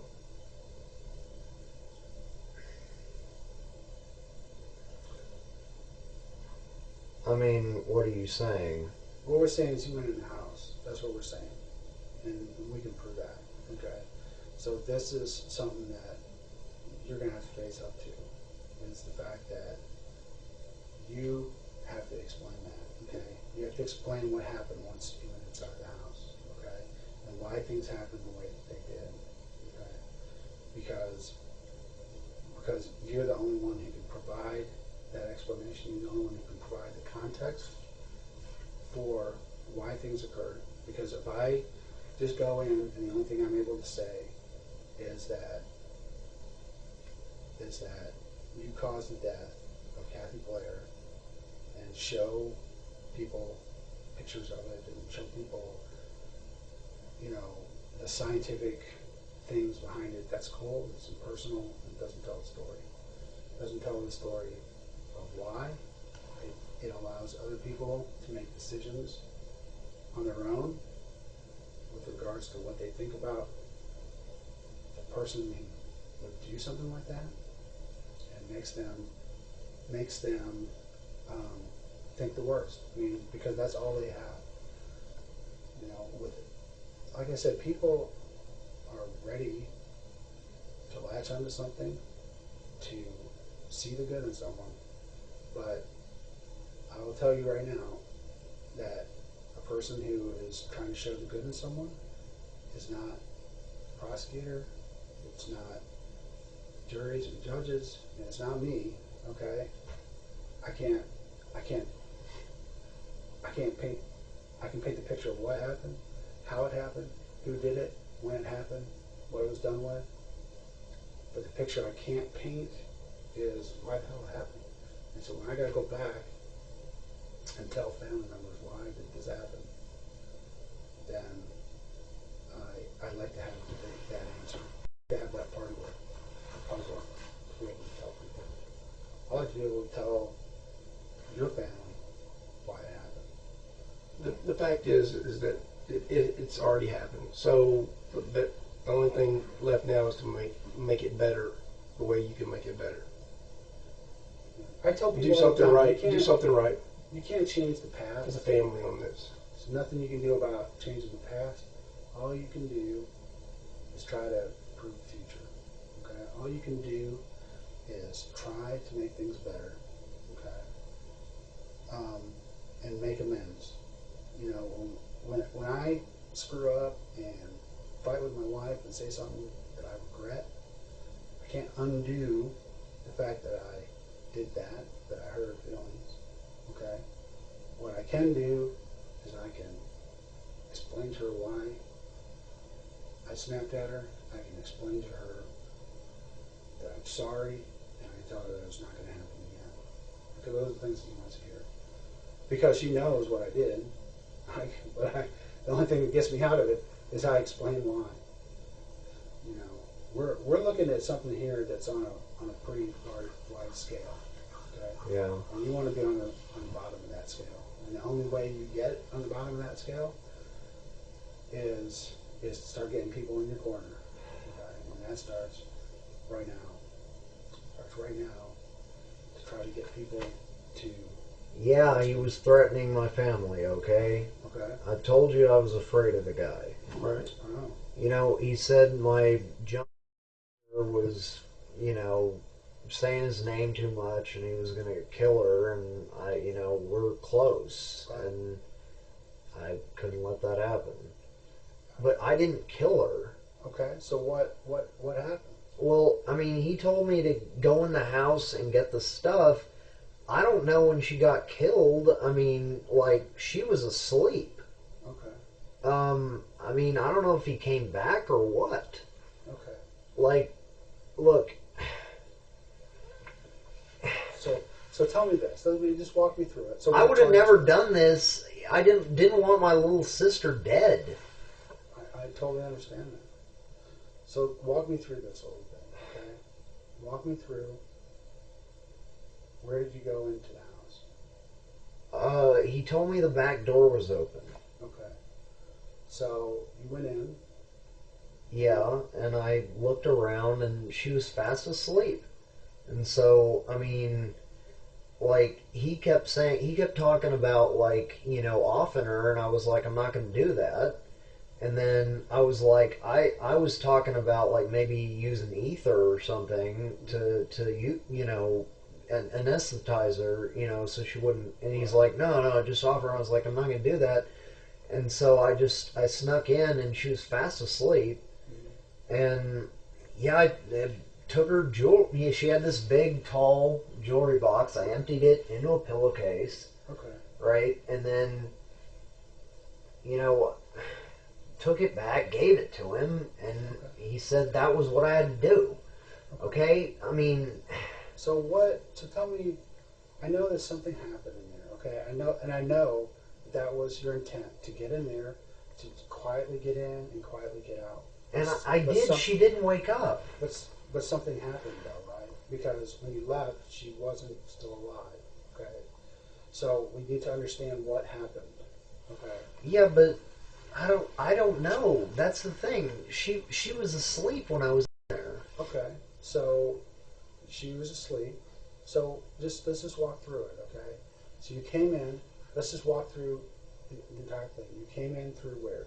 The back door, you said? Yeah, it was open. Okay. Open, unlocked? Unlocked, yeah. Okay. So, and you walked in, and where did you go? I looked around and kind of prowled and snuck through quietly. And did you have a flashlight? No. What did you see in the house?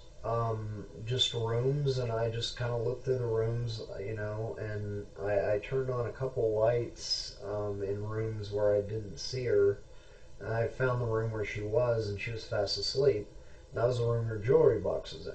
Okay. And so I opened the jewelry box, took the stuff out, put it in the thing, and then I called him and said, okay, I'm done. So I went out, and then we went back, and, I went to sleep. So, I mean, I don't know about my timing. Maybe he went back. I don't know. Okay. But I didn't kill her. Okay. So let's walk through, because I'm interested to hear. And here's the thing. I think when you walked in there, it wasn't in your mind to kill her, okay? But I do know that at some point something happened, and she died. Okay, so I think he wanted her dead. He kept talking about how she had screwed over or something. Right. And he kept telling me he wanted me to kill her, but I didn't. She didn't surprise me or anything like. She never woke up. Right. So let me walk through this here. Let's walk through the steps of what happened. You walked in the house to the back door. You walked in. You turned on some lights. What did you see in the rooms when you turned on the lights? Just a couple computers and beds, and I turned them back off. Okay. And so tell me about then you. Okay. So then where did you go after you went in there? Well, I finally found the room where she was. Okay. And he told me that, I'd have to kill her because she would be wearing the jewelry. But I could see her hands, and there wasn't any jewelry on her hands. Okay. So I was like, I wasn't going to get it anyway. Right. I was just going to take the stuff from the jewelry box and say that I got the stuff off her hands, and I guess, I don't know, maybe later he figured out, that he didn't get everything that he wanted to get, and maybe he went back. I don't know. Well, let me just tell you this, because I know part of what you're saying is true, okay? But you're leaving out some important parts, okay? Because here's the thing. The things that you're describing that you did, we know were done after she died, okay? We know that because there was blood. And blood was transferred onto all those things you just described that you touched. It was transferred into the cooler box. It was transferred onto the light switches. It was transferred on that. So we know that you did those things after she died.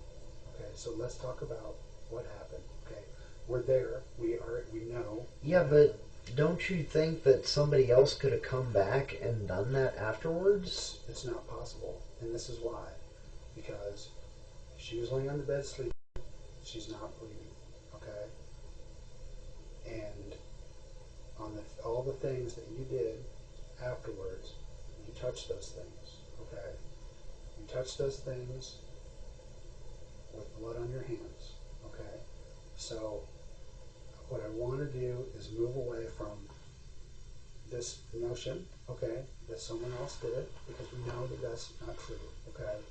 We know that you did it, okay? We know that you caused her death. What we need to do is understand why. What was the reason that Tim told you that he wanted you to go in there, and her in particular? He just said that was it. What he wanted. Right.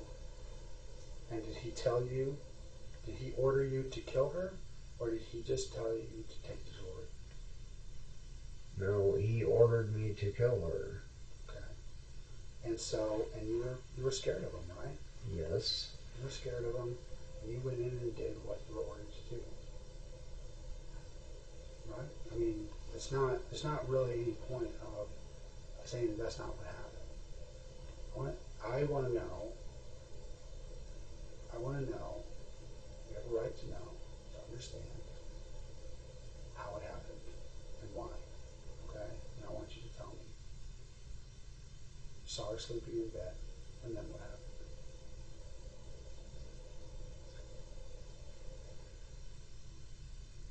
I know it's difficult. I don't want to say anymore. I know it's difficult, okay? You've already said enough.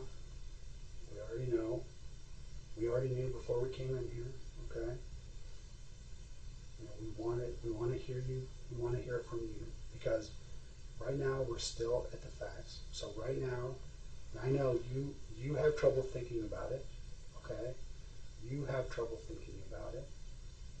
And so if you're having trouble thinking about it, think about when other people are looking at it. It needs some explanation. You need to understand why. You need to take responsibility for what happened. Show that you have remorse for what happened, and that you will not ever do it again. Okay? That's what people need to hear. That's what we need to hear. So when you saw her there, listen, you've already said enough. What, in answer to your question, it's not possible, okay, that another person came in and did it. It is not possible that another person came in and did it. And you were there. You saw her sleeping. Something happened. Yeah, but something happened. What happened? If somebody came in and killed her and transferred blood onto the jewelry box and the that person was you. Okay, yeah. So why are you saying that person is me? Okay, listen, Shawn. At this point, we know. There's no doubt. Our investigation's already clearly shown this. All right, that you caused her death. All right. Based on what? Based on everything within our investigation. Which is what? Including, we're not going to go into all that. You know what happened, okay? I know what happened, all right? What we are offering you the opportunity to do is to explain why, okay? To explain why before other people have to make decisions about what to do with you, okay? That's the opportunity we're giving you, and I would highly suggest that you take it. Because so why do you refuse to tell me where you know? Well, let's just talk about one thing, and we just talked about this. That blood was transferred by you onto those items. Did we not tell you that there's cameras? Okay, that's why we knew exactly what time this happened. We know exactly where it happened. Okay, so we know that same camera that tells us that you were the one who went down the street also tells us that someone else didn't come along and kill her after you left. Okay? So that's... Could they not have come from a different angle? No. Listen, right now, you need to understand that people have to understand why this happened. They have to understand, because in a little while, at some point, people are going to be making a decision. That decision is what the consequences are for what happened, okay? And there's no question at all, there is no doubt, and I'm just telling you, this is my professional opinion, and I've been doing this a long time. My professional opinion is that there's no doubt that you are the person who caused her death, okay? There's no doubt. And right now, what we need to do is we need to provide people who are going to make those decisions with the ability to decide a just response. So one thing that we're understanding and you're telling us is that you're scared of Tim. That's one of the reasons, okay? That's a reason. Well, that's the I'm not so scared of Tim as I'm scared of him hurting my sister or my nephew. I understand. I mean, I'm so close to my sister, I don't know what I'd do if she died. I know. But your sister, I visited with her yesterday, okay? I'm gonna, at some point meet with her again. Yeah. and she's going to ask me why this happened. Okay, and I need to explain a reason why. And on top of that, Kathy Blair's family is going to ask me why this happened, and I need to know why. Okay, I need to explain, just like you have a sister. Okay, that you have responsibilities to. I have responsibility to the family of Kathy Blair. Her son is a naval officer. Okay, and he wants to know what happened to his mother and why. Okay, and we discussed already that the first thing that needs to be done is you need to take responsibility. Okay, before you can get to I'm remorseful, before you can get to I'll never do it again. It's a 3-step program. It starts with the first step. The first step is accepting responsibility for what happened. Okay, so I know that you were scared for your sister. Okay, I know that Tim made you go in. Okay, now you need to tell me what happened, all of it, what happened inside the house. Okay, because I will happily and gladly go in front of the jury or anyone else who's making a decision in the case. Now I'm showing pictures of what happened. Okay, I can tell them that way, or you can tell them your way. But they're going to know about it. There's no doubt about what happened. There's no doubt about who did it. The only question is why. And we need to know. Okay. Shawn, we spent a lot of time together, and I don't think you're a bad guy. I mean, we have been sitting here, and I'm thinking to myself, this is a guy who's a decent guy. So I can't reconcile that, with what I know about the case. You have to explain it. People are going to paint you as a monster. You have to explain it.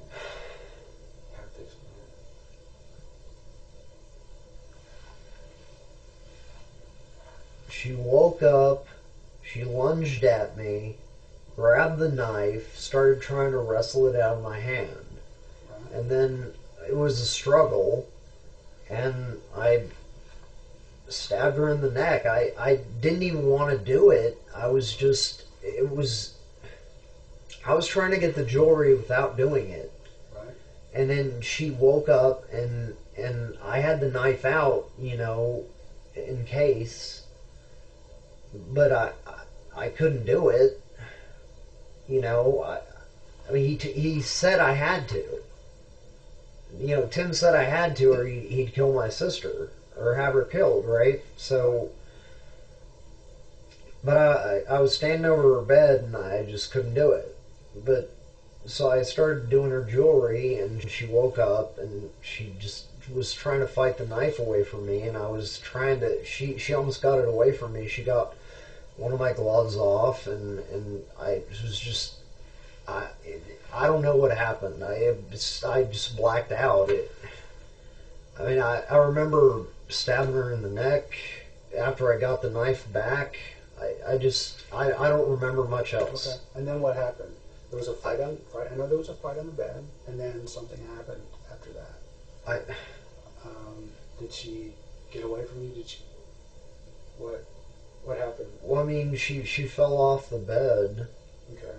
And what happened once she fell off the bed? I mean, she just said, "Go away" or something. Okay. And that was all. I mean. And what happened then? I don't know. I mean, obviously at that point, you had to finish the job, right? Regardless of whether you wanted to do it or not, you had to finish. So, how did you finish the job? Well, I told you, I don't even remember. After the fight and the first stab, I don't remember a thing. In the first stab, how many times did you stab? Just just once is all I remember. I just blacked out. What did you take from the house? Just the stuff from the jewelry box. Describe some of the pieces. Just rings and stuff. I wasn't even looking. I just dumped the drawers. I didn't care. I didn't want it. It was just what I was told to do. Where was the jewelry box in the room? It was right by the door. Okay. And where did you dump the drawers? Right next to the jewelry box. And earlier you said it was a white pillowcase. Where was that from? One of the other bedrooms. Okay. That was it. Just the jewelry out of the jewelry box was what you put in the pillowcase? Yeah. Nothing else out of the house? I don't think so. Let me ask you one question. Okay. Tim, where was Tim at when this happened? In the car. So he actually drove to the scene. Okay. And did you drive or did he drive? He drove. Okay. And he waited for you? Did you call him once you were done? I think so. I don't remember. I told you. I swear I blacked out. I don't. It's important. So it was the butterfly knife, or was it some other knife? Yeah, it was a butterfly knife. Where's it at now? He got rid of it. Do you know what he did with it? Mm-mm. How about the jewelry and the other stuff? I guess he fenced it. I don't know. And this would be really important because we want to make sure we make a case on Tim. And we have to make a case on Tim. And the way we do it is link that stuff to him. So anything you can think of about how he got rid of it is going to really help us with that. He has fences. Do you know who? No, I mean, he wouldn't share any of that information with me. What about the clothes you were wearing? Where did they end up? He bagged them up and got rid of them. Where did he get rid of them? I don't know. He did it himself. Think he still has them? Maybe. I mean... What about the shoes you were wearing? We got rid of those too. What kind of shoes were you wearing? It was like shoes. And whose shoes were those? Were those yours? They were mine. They were like waiter shoes. And where did you get them from? Like when I was working at... Okay. Did you buy them through the company or did you buy them directly from shoes? How did that? I don't remember because I got one pair of shoes when I was working at and I got another one later, so I don't remember. But I mean, what did you do with those shoes? He took them, put them in a bag, and said he was going to get rid of them. That's all I know. Okay. What else can you remember? So let me ask you this: you mentioned something about she had screwed him over. That's all he said. How? Screwed her over? No, she screwed him over. Okay, is what he said. And this was this something that Tim wanted done because he was angry with her, or was he? It was something Tim wanted done. Yeah, okay. And he said, "You're going to get some good juju from this." Right. That's what he said. Told me afterwards. Okay. It almost made me sick. Well, I mean, the whole thing made me sick. So, did you have any communication with him about this, like texts or anything like that we might be able to retrieve that we can show that Tim was involved with this? Well, he doesn't text. He doesn't text.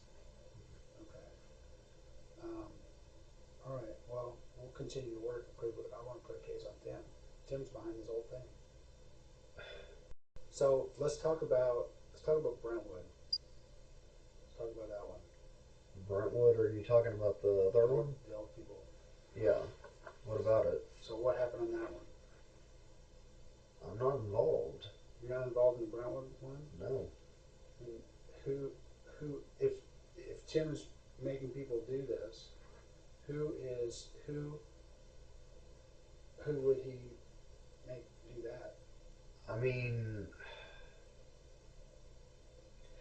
The only guess I would have off the top of my head is, you know, because he probably owes him money for, you know, he deals in, and he probably had the guy on credit. He probably said he was going to have him killed. He's already told me he's going to have him killed. You know, he already said he was going to kill him. And, you know, I don't know, I wasn't there at the Brentwood one. I mean, I don't know whether or not we drove by it, but I didn't do it. Okay. Well, that's really important, and the reason I say is because, you know, I mean, I think we understand what the deal is. I mean, we understand that you're basically under the power of Tim and all this is going on. So, you know, I mean, whether it was one or more, it doesn't really. Yeah, but I mean, I'm telling you. Okay, no, I know, but you know, but bear in mind, you told me a lot of stuff. I know, but I mean, I just that was too much for me. That one. I mean, it wasn't. I couldn't even do it until she attacked me. Right. And then I told him I couldn't do it anymore, and he said, "Okay, just keep your mouth shut." And, you know, we rode around, yeah, but, I mean, I didn't do anything else, you know? And, I mean, if you want to check my cell phone and say, was he there on the night that, you know, the Brentwood murder or whatever, you're not going to find me there. I'm telling you, I was at my hotel room trying to chill out. And what do you know about that murder? I don't know anything about it except that he told me about it. He said his girl picked it up on Facebook and wanted to go to the funeral. He didn't even act like he did it. He was just acting like it was news. But he said the heat was on because of it. He said that there were a bunch of cops everywhere because of it. That was why he told me about it. Okay.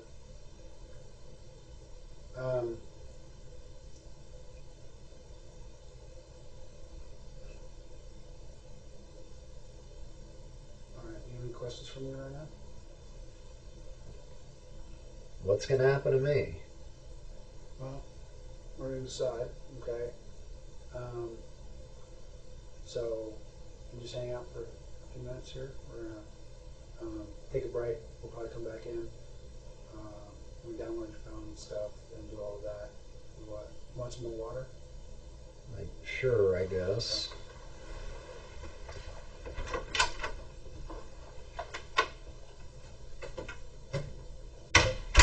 All right, so this is what we're going to do. So what we're going to need to do for right now is we're going to place you under arrest for capital murder, okay, based on the information you've provided us, okay. We'll present formal charges here in the next day, but we, you know, but at this point, you know, I don't feel that we can really allow you to leave, okay? I think that what you've told me is important because we have an understanding of what happened, okay? We have an understanding of who you are and your relationship with Tim and how Tim kind of twisted you into doing this, okay? But what I need to do right now is I'm going to advise you of your rights, okay? And you can make a decision as to whether or not you want to continue to speak with them. You have the right to remain silent and not make any statement at all. Any statement you make may be used against you at your trial. You understand that? Any statement you make may be used as evidence against you in court. You understand that? You have the right to have a lawyer present to advise you prior to and during any questioning. You understand that? If you're unable to employ a lawyer, you have the right to have a lawyer appointed to advise you prior to and during any questioning. You understand that? You have the right to terminate this interview at any time. Do you understand that? Okay.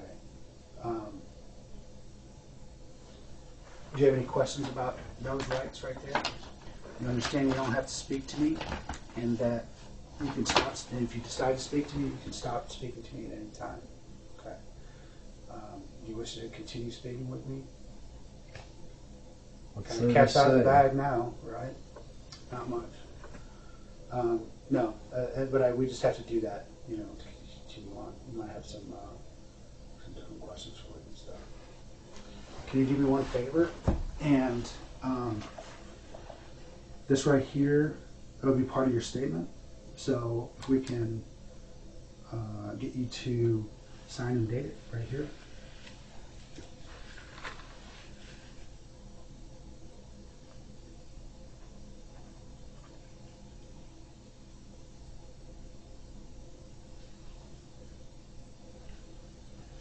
What date is it? It is right now the 10th.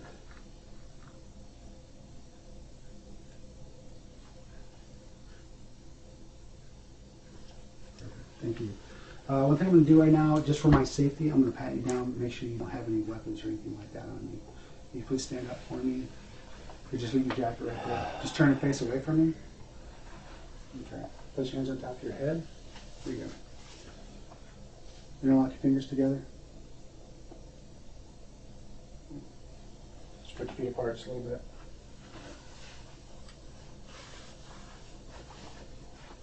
I'm just going to remove that items from your pocket here real fast.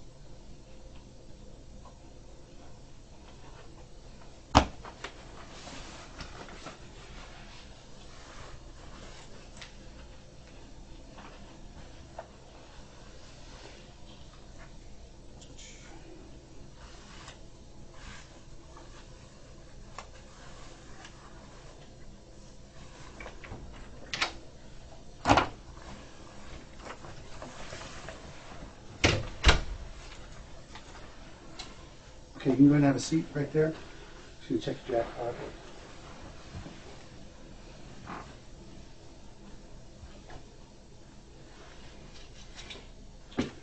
Do you have any items that were taken from Kathy Blair's house? No. I didn't want anything to do with any of this. Okay. Did you take anything besides jewelry? Not that I know of. Did you take any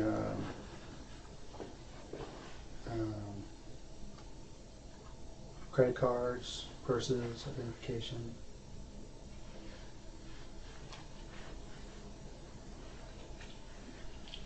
I don't think so.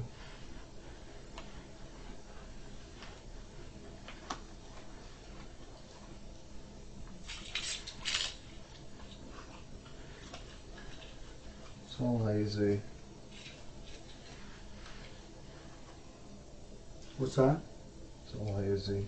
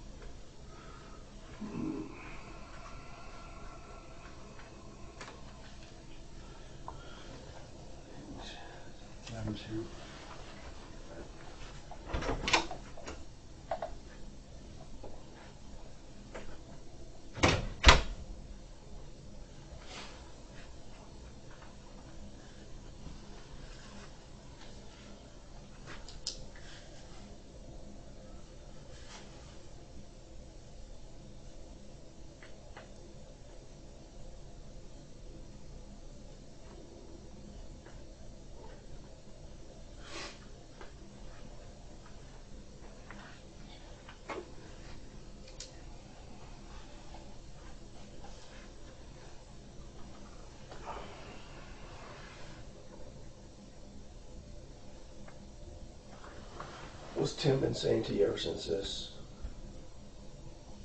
these deals? I mean, were you planning on going back there? I don't know. I don't think so. I mean, now that he's in jail, no. You know, I'm still friends with him.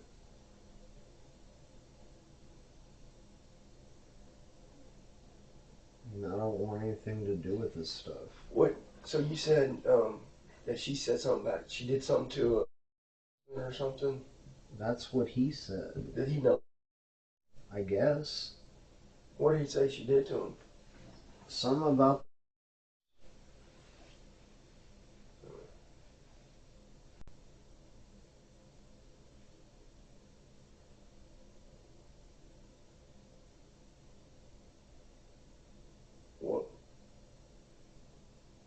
What else did he tell you? That was it. He really didn't tell me much. Who did he tell you to expect in the house? Just her. What about the other house? I wasn't in the other house. Oh, you weren't? No.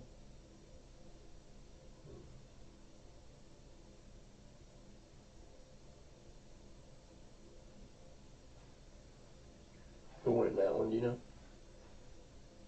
He asked me that already. I said maybe it was one, because maybe they, he probably owes him money. He's a bed. He's been buying credit and shit from him. I mean, you're not going to find my phone around there.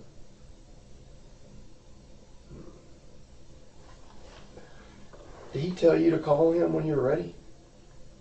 Yeah. He told you that? Or you did it on your own? I think he told me that. It's going to be important. It's going to be important to know. How's that important?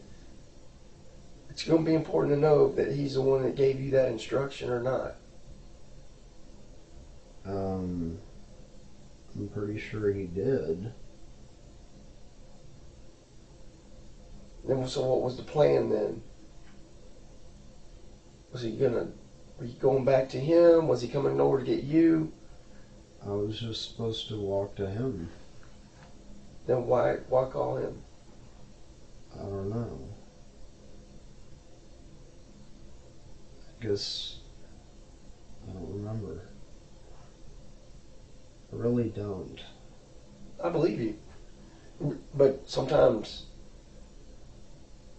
when you're asked to remember, if you actually think about it, sometimes then you do remember. That's why I'm asking you. I don't.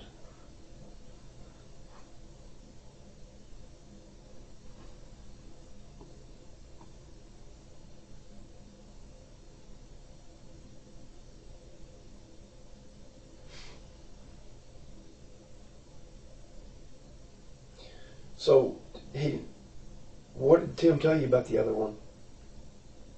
He just mentioned it like it was a news story. He said that, there was a lot of heat in town because of it. That was on the, 21st or whatever. Mm-hmm. But you knew better than for him to think it was just a news story, though, right? Because of what happened before. I had my suspicions, but I mean, what was I going to do about it? Yeah.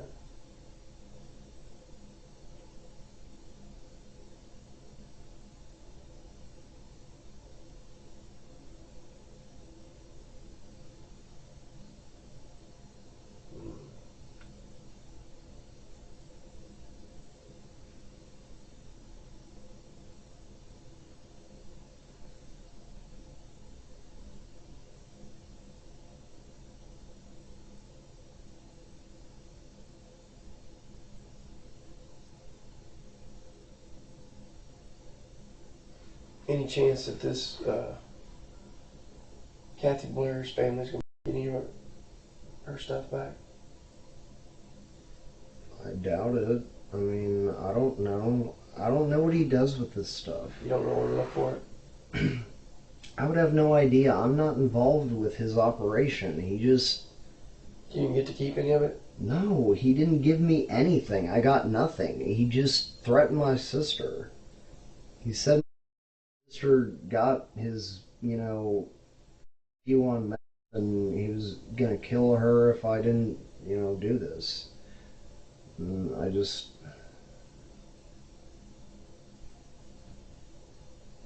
didn't get anything. I don't have anything of hers. I don't know where it is. I don't know how he does his thing. Mm-hmm.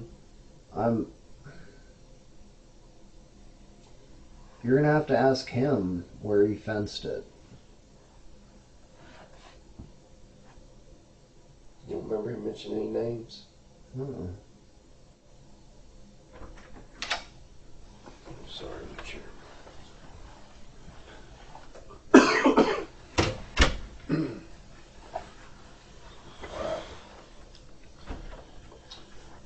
Here, you want to take that?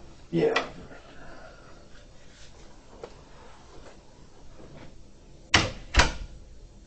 Well, I thank you for being honest with me about what happened. It does mean, I know it seems odd, but it does mean a lot to me that you were. I think it says a lot about you that you take responsibility. Well, I don't. Wish this all had never happened. I wish I'd never met these people, so that Yeah, I agree with I was just trying to help my sister. Right. And I couldn't let him kill her. I completely understand. I mean, I believe you. I mean, I think that we would all do anything to protect our family. And that's what you were doing.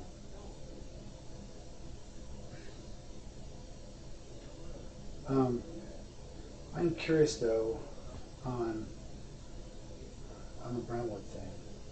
Just and I know it's one of Parlin's things, Yeah. just like this one. I'm sure it is, but I wasn't involved. Would you tell me if you were? I would at this point. What's the difference? Yeah, it really doesn't make much difference. The only thing that maybe make a difference is if you, I mean, if you were involved with it, and then, we're not saying that, then again, it looks kind of bad. That's our main thing. I mean, and I realize that, you don't want to, say, oh, this is, you don't want to look bad. It's embarrassing. But we understand the situation. We understand what it is with Parlin. This guy's been a con man since '93. That's what I was telling you. It's like that's what he does. He gets people to do his dirty work, so he doesn't have to do it. And I really want to make sure that he pays for it. That he pays the price. What happened?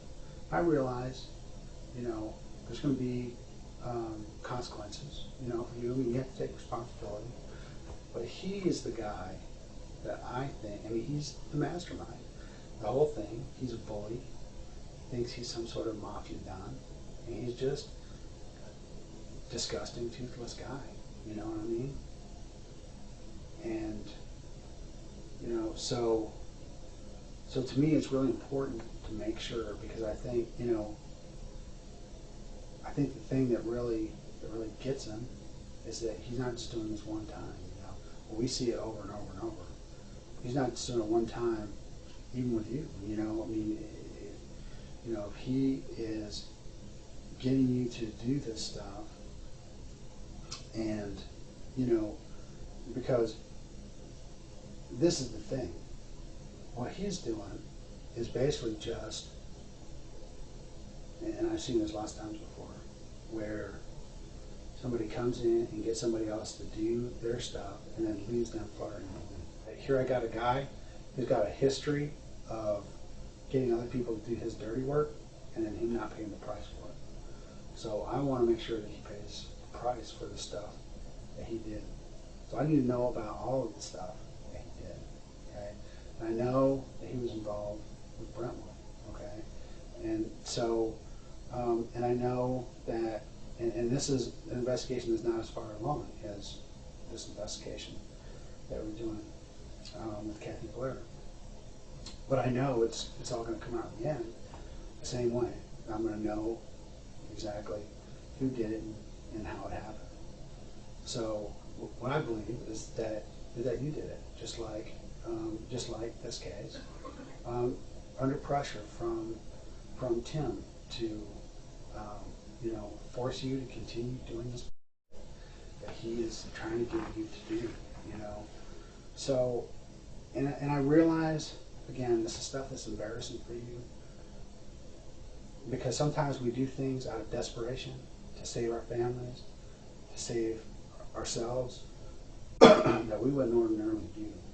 And I don't want you to be defined by that. I don't want you to be defined by by something you did at a moment of weakness, you know, as opposed to, you know, I get the deal. I understand what it is. You know, I don't think you're a cold and calculating, you know, person who's trying to, you know, harm people. What you are is you're somebody who's under the spell of a guy who's like a Charles Manson, you know, guy who is just one part like personality, persuasiveness, and 10 parts bully. He's more of a bully, you know, than Charles Manson. Charles Manson's more of a, you know, charismatic. Charismatic. And I think that Parlin has charisma in his own way because he's a big talker, you know, a big BSer. But he doesn't, you know, but he's more just a bully. You know, he uses threats, he resorts to that. So I need to know what happened on Brentwood. I need to know what it is that happened. Because I know, one of the things I know from both scenes, and I saw it immediately when I went there, is it was done by the same person, you know. So you know, so that's why it's what, you know. What makes you think that?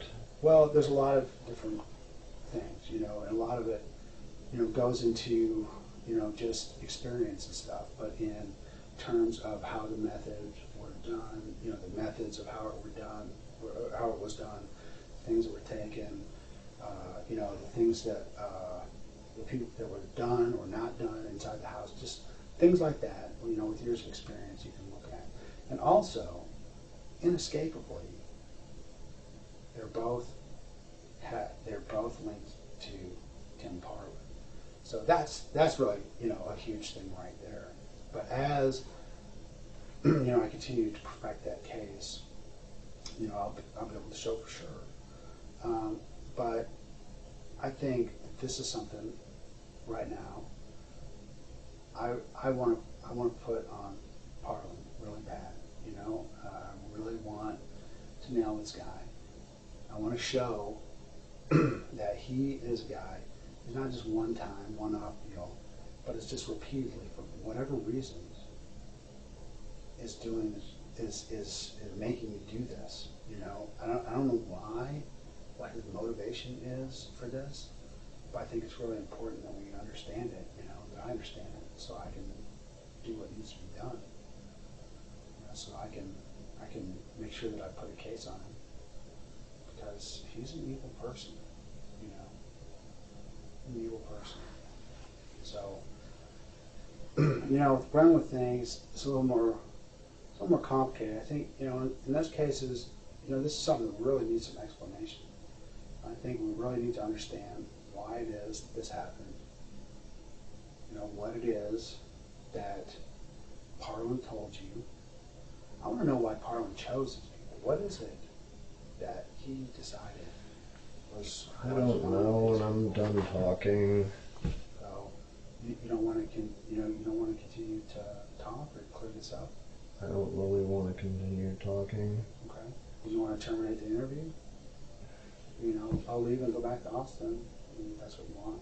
I guess. So yeah, you want to terminate the interview? Sure. Okay.